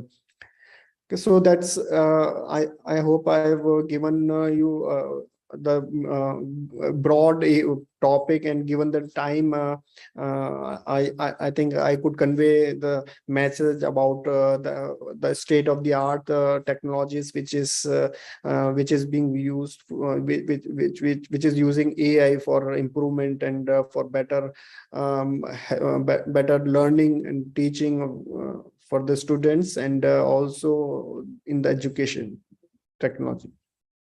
With this, I would like to thank you for inviting me for this speaking in this platform, and now I'm open with the question sessions. Thank you, Dr. Agarwal, for your very, very interesting presentations. You started with a general idea on how using AI in education, and finally you show us very special topic in dysgraphia, and it was very interesting. I hope that there will be many questions, curiosity from our participants in this conference. So could you please just raise hand by using the Zoom feature, or maybe from the chat box if you have any question, please. While waiting the questions, I think I can just start with the first question from me. When you are talking about the behavior of the student, when we're trying to insert the AI module in our educational platform, for example, it means that the final end application will be totally online, I mean, real-time application. Can you give me some example on some such application in detecting the behavior of the students? Thank you. Yes, yeah. So in terms of behavior of the student, means the example in which I have shown you is for MOOC courses, in which we sit in front of the cam, like in terms of online courses, also in terms of online teaching during the COVID, let's say. So in that case, if your system or your app or your software is AI enabled, he can observe, okay, what is the behavior of the student in camera. Like let's say if I am not giving more focus, so, and lecture is going boring, or it may be exciting. So those kind of behavior in front of the camera can be captured, and that can give you real-time feedback to the real-time maybe lecture or the faculty. Or if it is a recorded one, then also it can give the feedback later with the to the faculty that okay, when you discuss this topic, students were not giving attention or not were not very happy about it. So maybe you should rethink on recreation of that particular topic. So based on the facial expression and the behavior, like if a student is looking at here and there, and he's not focusing on the content, so such behavioral thing can be identified with the camera when you are in front of that laptop and you are learning from there. So in that way we can improve our content and the delivery for better learning. Okay, thank you for your response, Dr. Agarwal. We have one question from the participant from Mr. Dendi. He wants to know about what are the challenges that you face during the collections of that kind of data set. I think it is about the data set in yes, it's very it's very interesting Yes. question, because we are facing a lot of problems from last 1.5 years.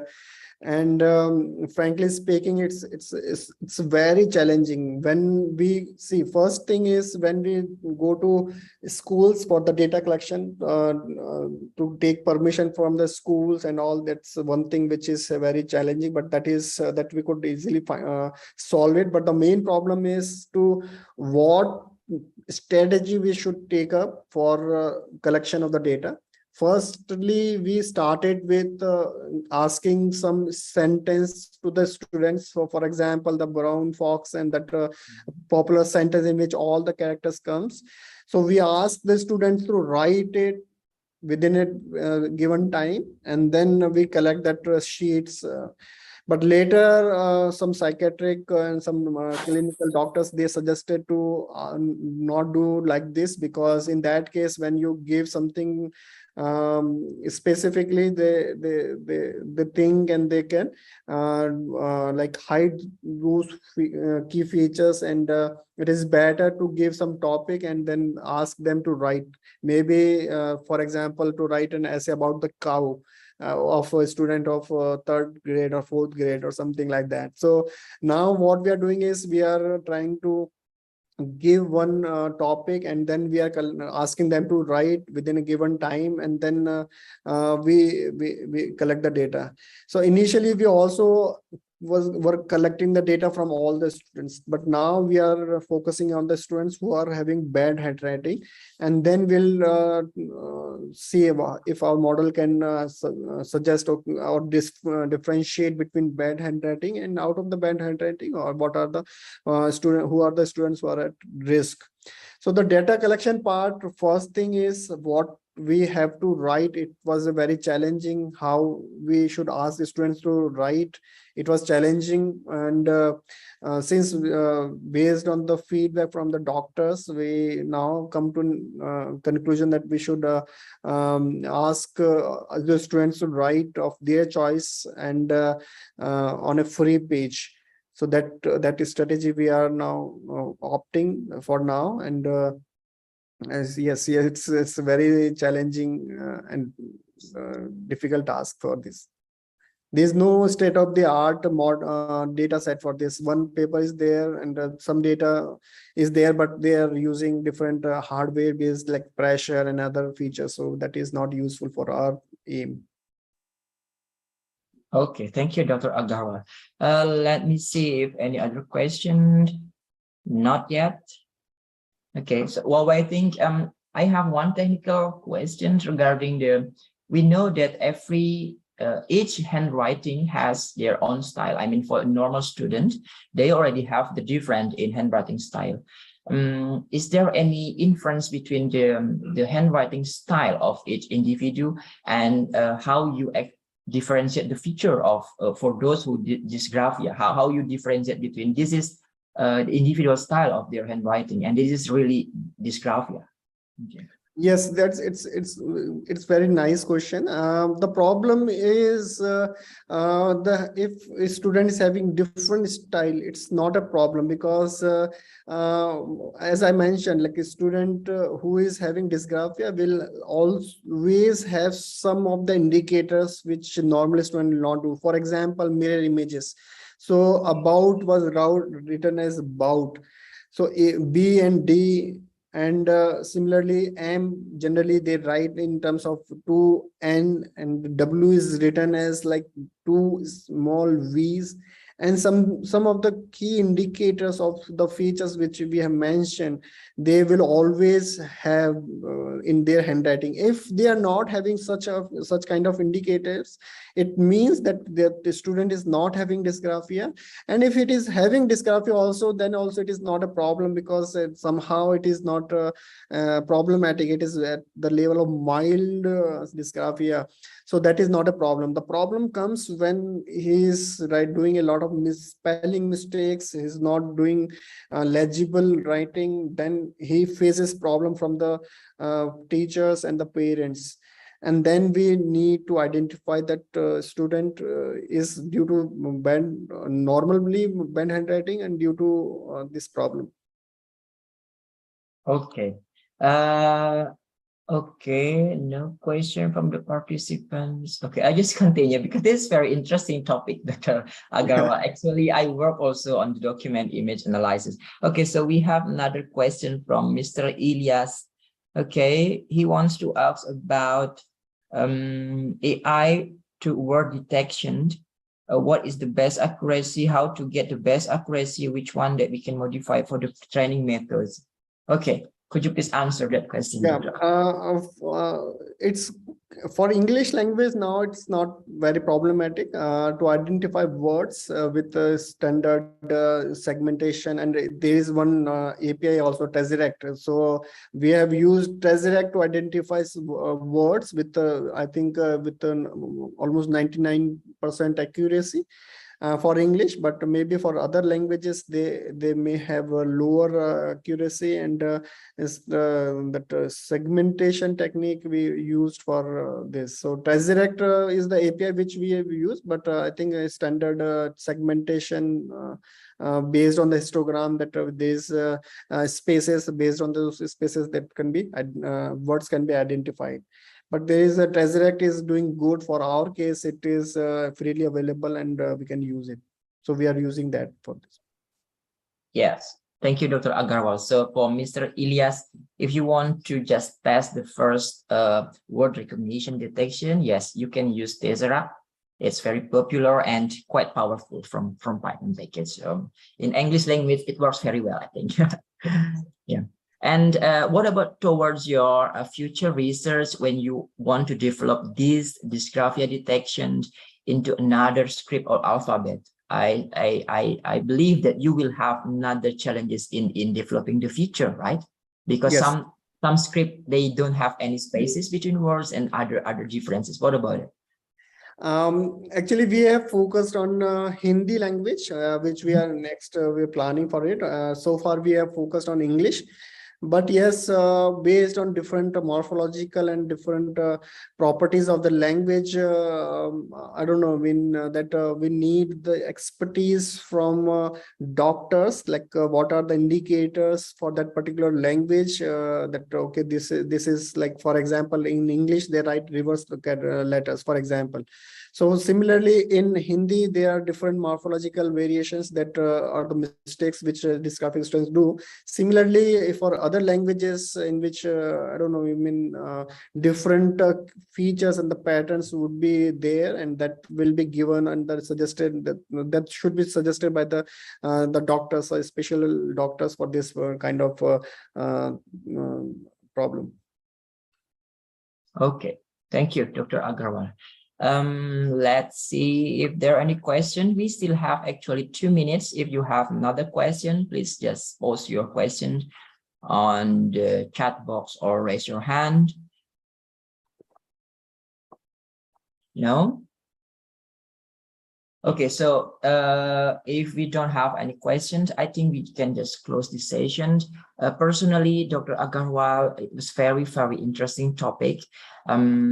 Yes, because I work also on some kind of document image processing and writing things, and this is very, very, very good work. Thank you for presenting your work here in our conference and for sharing your knowledge and research method for us and all participants. We would love if someday we can just build a cooperation between the Surely, I would like to. from India and also from our university here in Bali. Okay. Yes, perfect. I would be very happy and very glad to have a collaborations, and anyone who is interested, they can write email to me. I mean, there was an email ID on the screen also. So I will be very happy for any kind of collaborations in use of AI for education and other things. Yes, thank you. Okay, thank you very much. And last but not least, let us deliver you a certificate of appreciation from the organizer of the conference from our university. So thank you, Dr. Basant Agarwal, as a keynote speaker at the IConVET 20.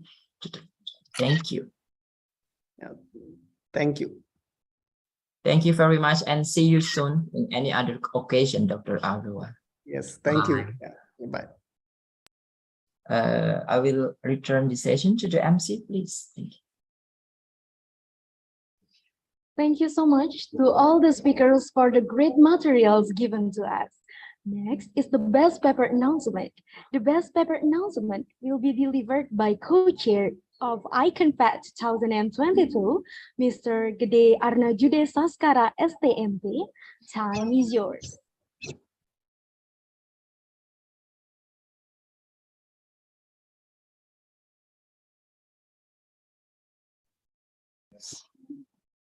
Oke, Om Swastiastu.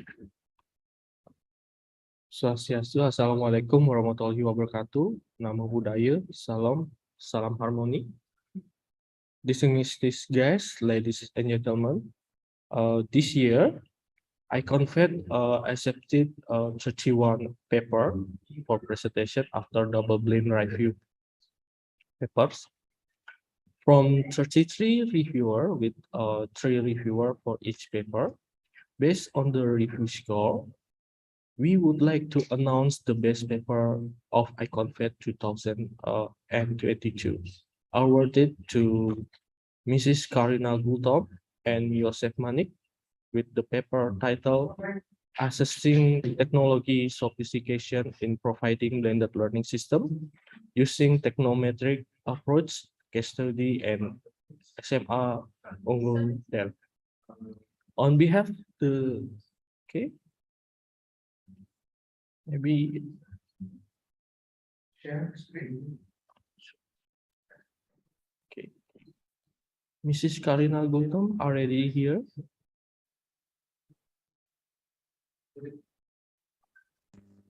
Yes. Okay, thank you. Congrats, Mrs. Karina Gultom and Yosef Manik. Maybe any speech from Mrs. Karina?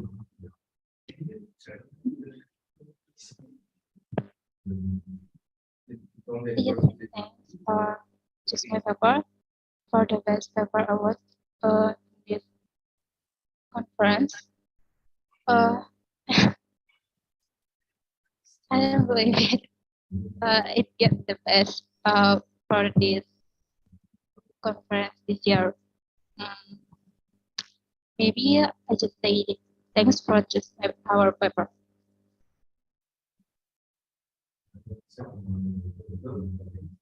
Okay, thank you, Mr. Karina. On behalf of the program committee of IConVET 2022, we would like to thank for our reviewer as program committee chair, participant, presenter, and organizing committee. See you at the next IConVET 2023. Om Santi Santi Santi Om. Assalamualaikum warahmatullahi wabarakatuh.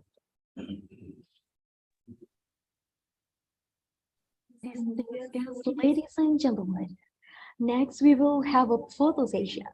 For the photo session, we ask to activate the camera builder in each Zoom application. Thank you so much.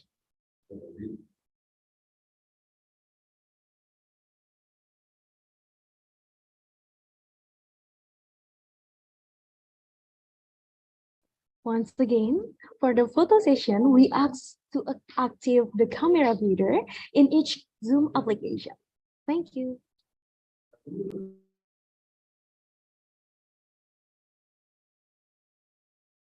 Okay, for slide 1, 1, 2, 3. Next slide, 1, 2, 3. Next slide, 1, 2, 3. Okay. Distinguished guests, ladies and gentlemen, the photo session is over. The next event is a break. The break time lasts for 40 minutes. After that, it will be followed by parallel session. Ladies and gentlemen, enjoy your break. We will meet again in this room at 1 p.m. Central Indonesian time.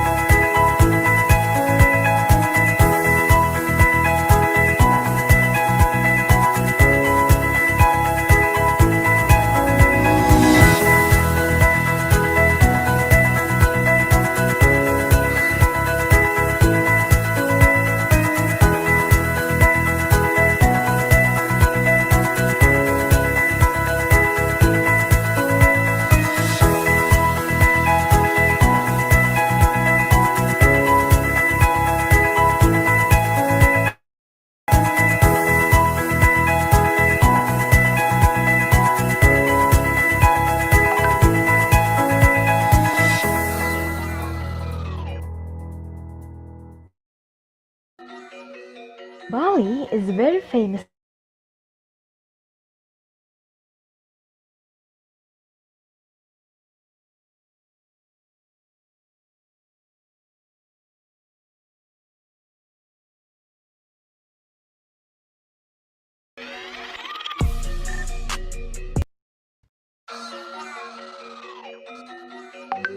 Bali is a very famous island in Indonesia.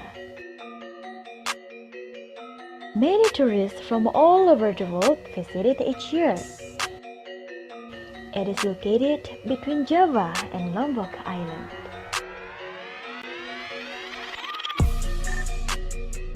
It has an area of 5,780 kilometers square, with 8 regencies and 1 municipality.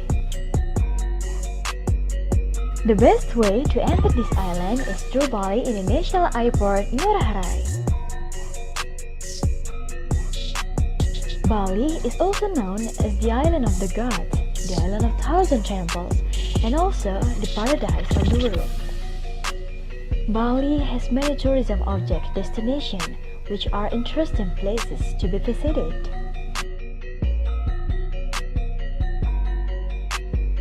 Apart from the fact that this island is famous for its natural beauty, especially the beach, Bali is also famous for its unique and interesting arts and culture.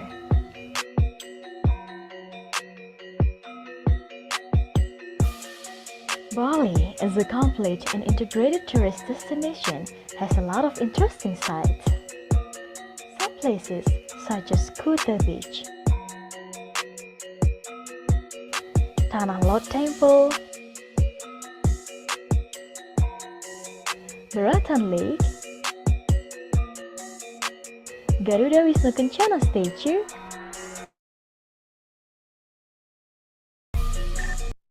Novena Beach with its dolphin, Uluwatu, the Sakya Temple, the major temple of Bali,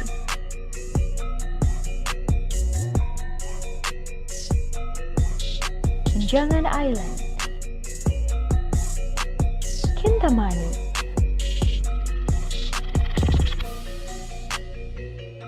Mount Agung and Mount Batu,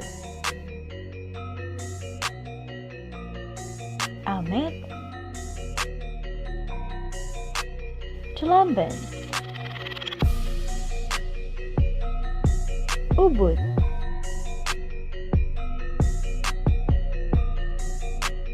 Munduk,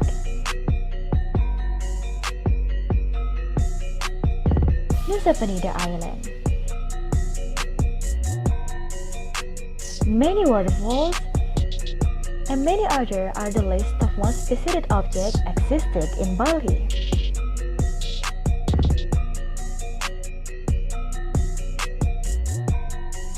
Besides, Bali is fascinating for its traditional dance and gamelan, diverse customary ceremonies, arts and crafts, luxurious beach resort, and exciting nightlife.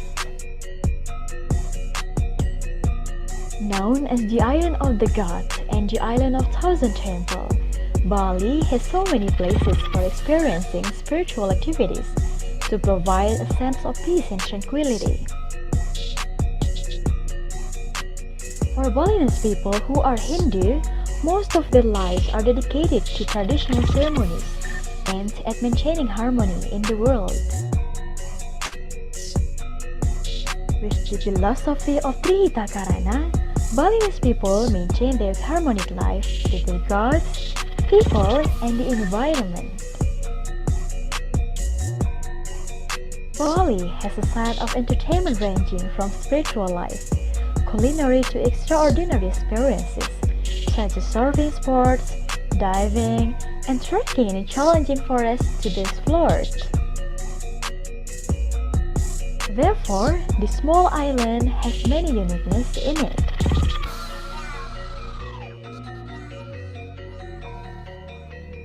Welcome to Bali and enjoy a trip in the paradise of the world.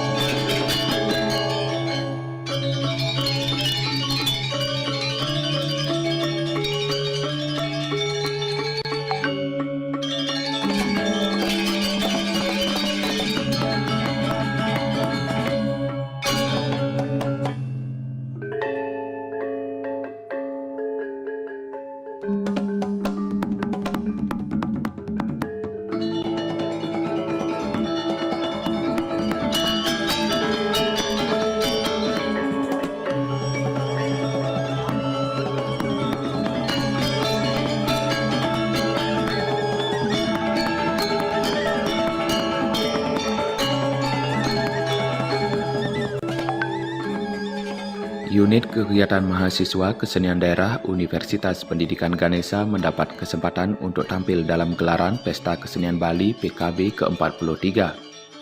Untuk kali ini, PKB diselenggarakan dengan format berbeda, yakni kesenian nantinya disaksikan secara virtual.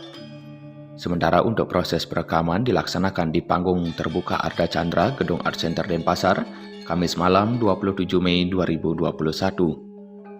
Dalam pementasan yang akan ditayangkan secara virtual pada tanggal 12 Juli 2021, UKM Kesenian Daerah Undiksa menampilkan gong kebiar dewasa, tabuh putus ler bukit, dari kreasi bebarisan Mancering Jagat, dan dari kreasi kekebiaran Nirlaya.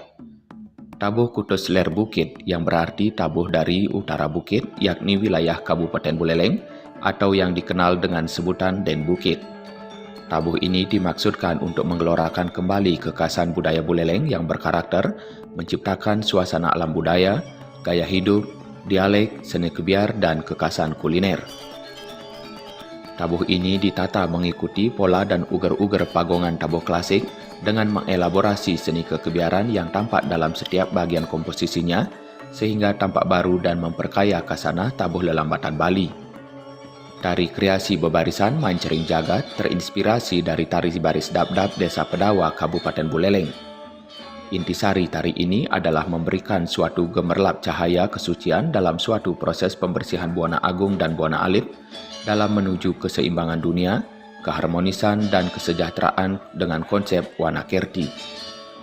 Tari kreasi Nirlaya yang bermakna bebas dan kuat. Tari ini diambil dari kisah Dewa Ayu Mas Melanting. Dalam keputusannya, ia melakukan pembebasan dari perputaran sangkala, penuaan, serta kematian dan mencapai moksa di Bukit Pemuteran yang sekarang dikenal sebagai Pura Melanting di Kecamatan Grogak, Kabupaten Buleleng. Pementasan ini dihadiri langsung oleh Kepala Dinas Kebudayaan Provinsi Bali, Rektor Undiksa, Wakil Rektor Bidang Kemahasiswaan, Alumni dan Hubungan Masyarakat, dan Kepala Biro AKPK serta Kepala Biro Umum dan Keuangan. Rektor Undiksa Profesor Dr. Nyoman Jampal MPD menyampaikan apresiasi kepada Gubernur Bali yang telah memberikan ruang berkreativitas di masa pandemi COVID-19 dan memberikan kepercayaan kepada UKM Kesenian Daerah Undiksa untuk turut tampil. Rektor Jampal juga mengungkapkan apresiasinya kepada mahasiswa yang sudah menunjukkan kualitasnya dalam pementasan, sekalipun Undiksa bukan institusi khusus bidang seni. Sebagai upaya menjaga keberlanjutan kegiatan seni, Rektor Jampal akan berkoordinasi dengan Wakil Rektor Bidang Kemahasiswaan dan Pembina UKM untuk memberikan kesempatan bagi mahasiswa terlibat dalam kegiatan-kegiatan yang berhubungan dengan pementasan seni.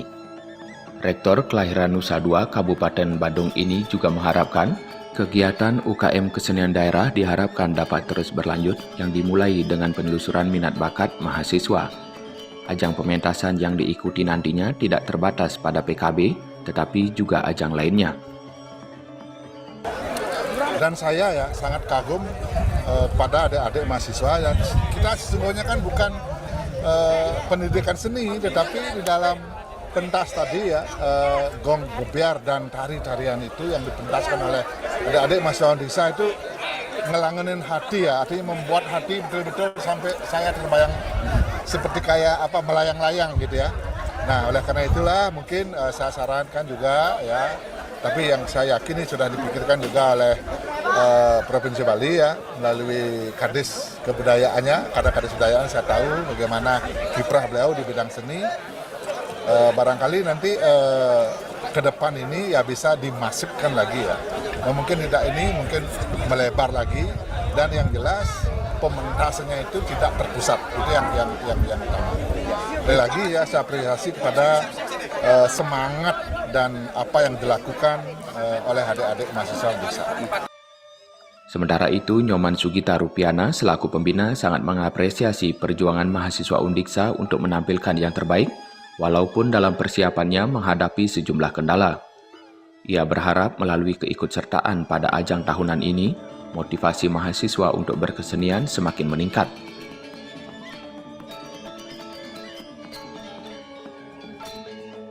Jadi ini akan menjadi motivasi kita, di mana kita ada support dari dukungan dari lembaga juga, bahwa Undiksa bisa. Jadi bisa berkesenian, bisa secara ada akademisnya, tetapi dalam berkesenian Undiksa bisa dan mungkin akan lebih maju lagi progresnya ke depannya, bahwa Undiksa itu mampu memberikan dalam hal seni budaya, memikirkan seni budaya di Bali ini.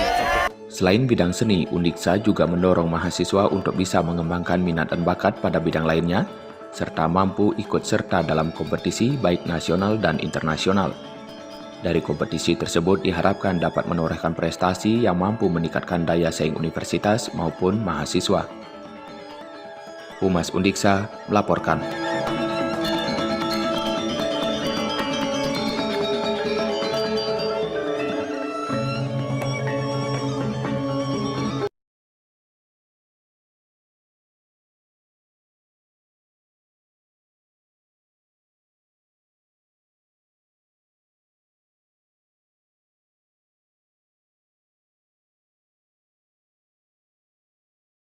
Halo semuanya, selamat datang di channel Fitra Eri. Kembali lagi di vlog balap. Sekarang di ISOM seri keempat tahun 2022. Dan ini di video ini kita akan lihat footage balapan dari Honda City Hatchback One Make Race. Nah, kemarin pada saat saya kualifikasi, itu saya di posisi 2 waktunya. Tapi saya ada terkena penalti limit, ya emang kesalahan saya. Sebenarnya itu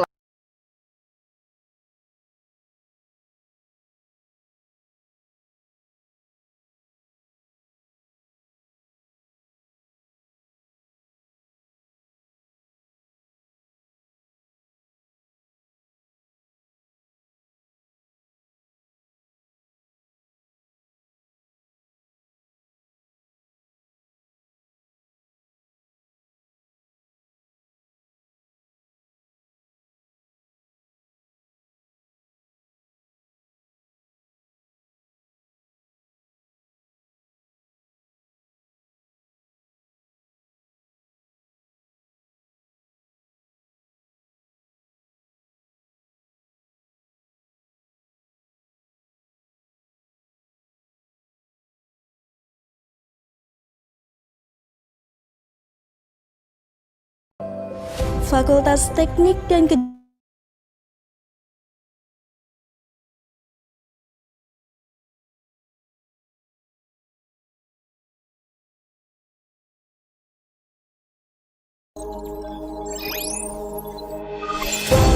Selamat datang di Fakultas Teknik dan Kejuruan Universitas Pendidikan Ganesha. Fakultas Teknik dan Kejuruan hadir untuk menjadi fakultas unggul di bidang teknologi dan kejuruan dengan berlandaskan falsafah Trihitakarana di Asia pada tahun 2045.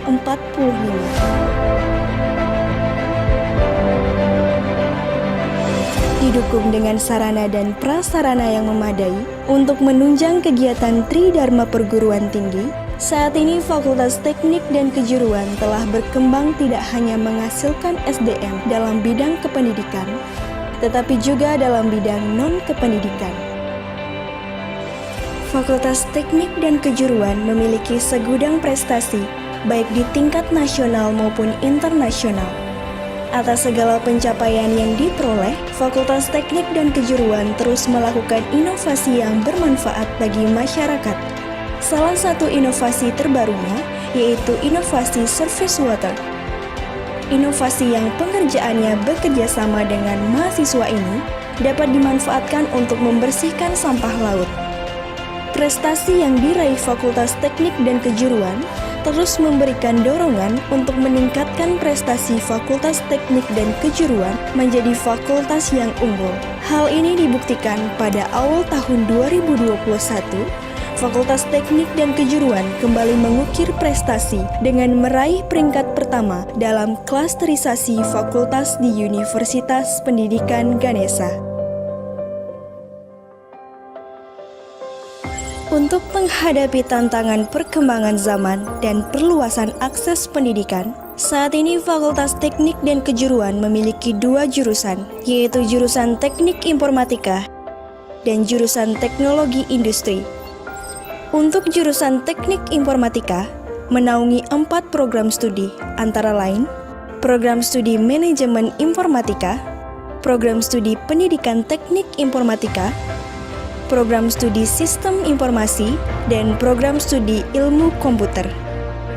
Program studi D3 Manajemen Informatika adalah program studi jenjang Diploma 3 dalam bidang teknologi informasi, sehingga lulusan yang dihasilkan adalah tenaga praktisi yang mampu menghadapi perubahan dan perkembangan iptek, serta mampu memecahkan berbagai permasalahan dalam bidang teknologi informasi dan juga mampu mengimplementasikan teknologi informasi untuk kesejahteraan masyarakat luas. Program studi pendidikan teknik informatika hadir untuk mengembangkan iptek yang nantinya mampu menghasilkan lulusan tenaga pendidik dan tenaga profesional di bidang teknologi informasi dan komunikasi yang berkompeten, inovatif, berbudaya, dan berdaya saing tinggi. Program studi sistem informasi bertekad untuk menghasilkan lulusan yang berkompeten dan beretika dalam membangun, mengembangkan, dan mengelola perangkat lunak sistem informasi, serta menghasilkan lulusan yang memiliki keterampilan komunikasi yang efektif dan mampu berkolaborasi dengan berbagai pihak untuk dapat menggali, mengumpulkan, dan menganalisis kebutuhan teknologi informasi bagi organisasi atau bisnis. Program studi ilmu komputer merupakan salah satu program studi termuda di lingkungan Fakultas Teknik dan Kejuruan.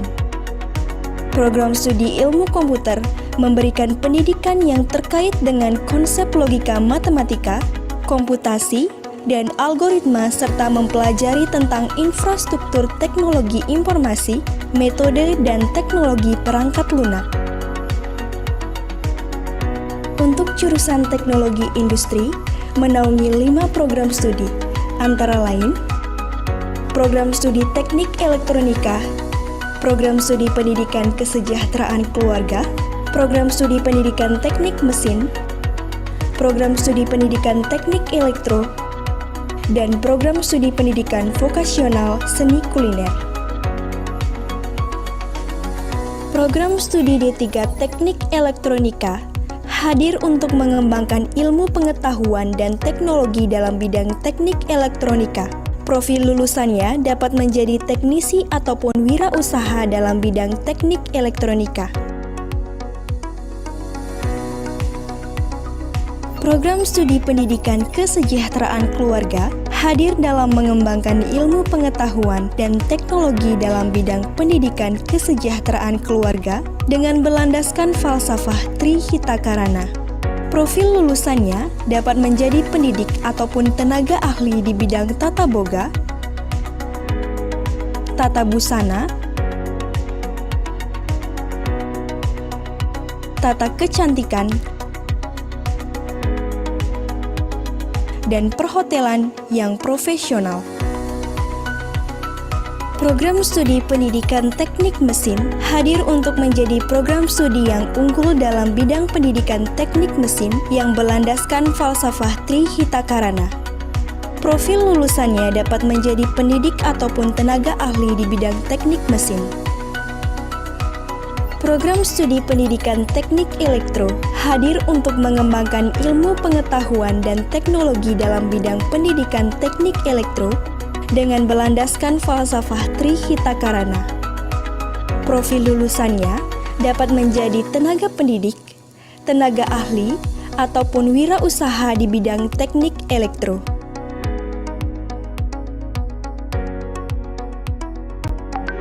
Program studi pendidikan vokasional seni kuliner memiliki visi untuk menjadi program studi yang unggul dalam mengembangkan ilmu pengetahuan, teknologi, dan seni dalam bidang vokasional seni kuliner dengan berlandaskan Trihitakarana.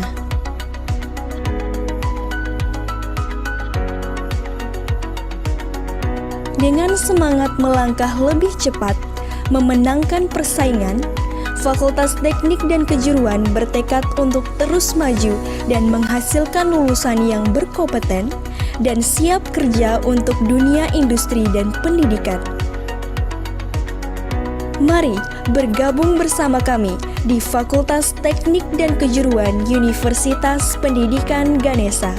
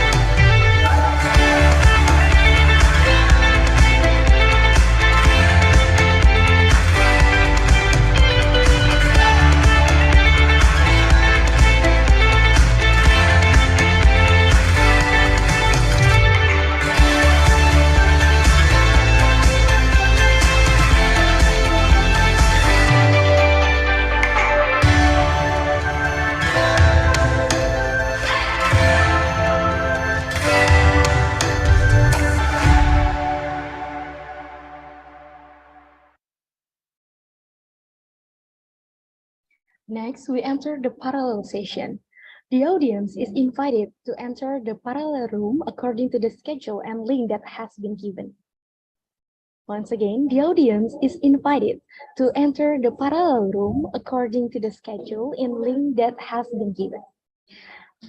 The closing ceremony was held simultaneously in each parallel room. Finally, on behalf of the committee in charge, apologize if there are mistakes in words and actions. Om Santi Santi Santi Om. Wassalamualaikum warahmatullahi wabarakatuh. Program Studi Teknologi Industri Pertanian. Dalam program studi ini, kamu akan belajar mengembangkan teknologi di bidang pertanian serta implementasinya dalam menunjang kemajuan industri pertanian, meliputi bio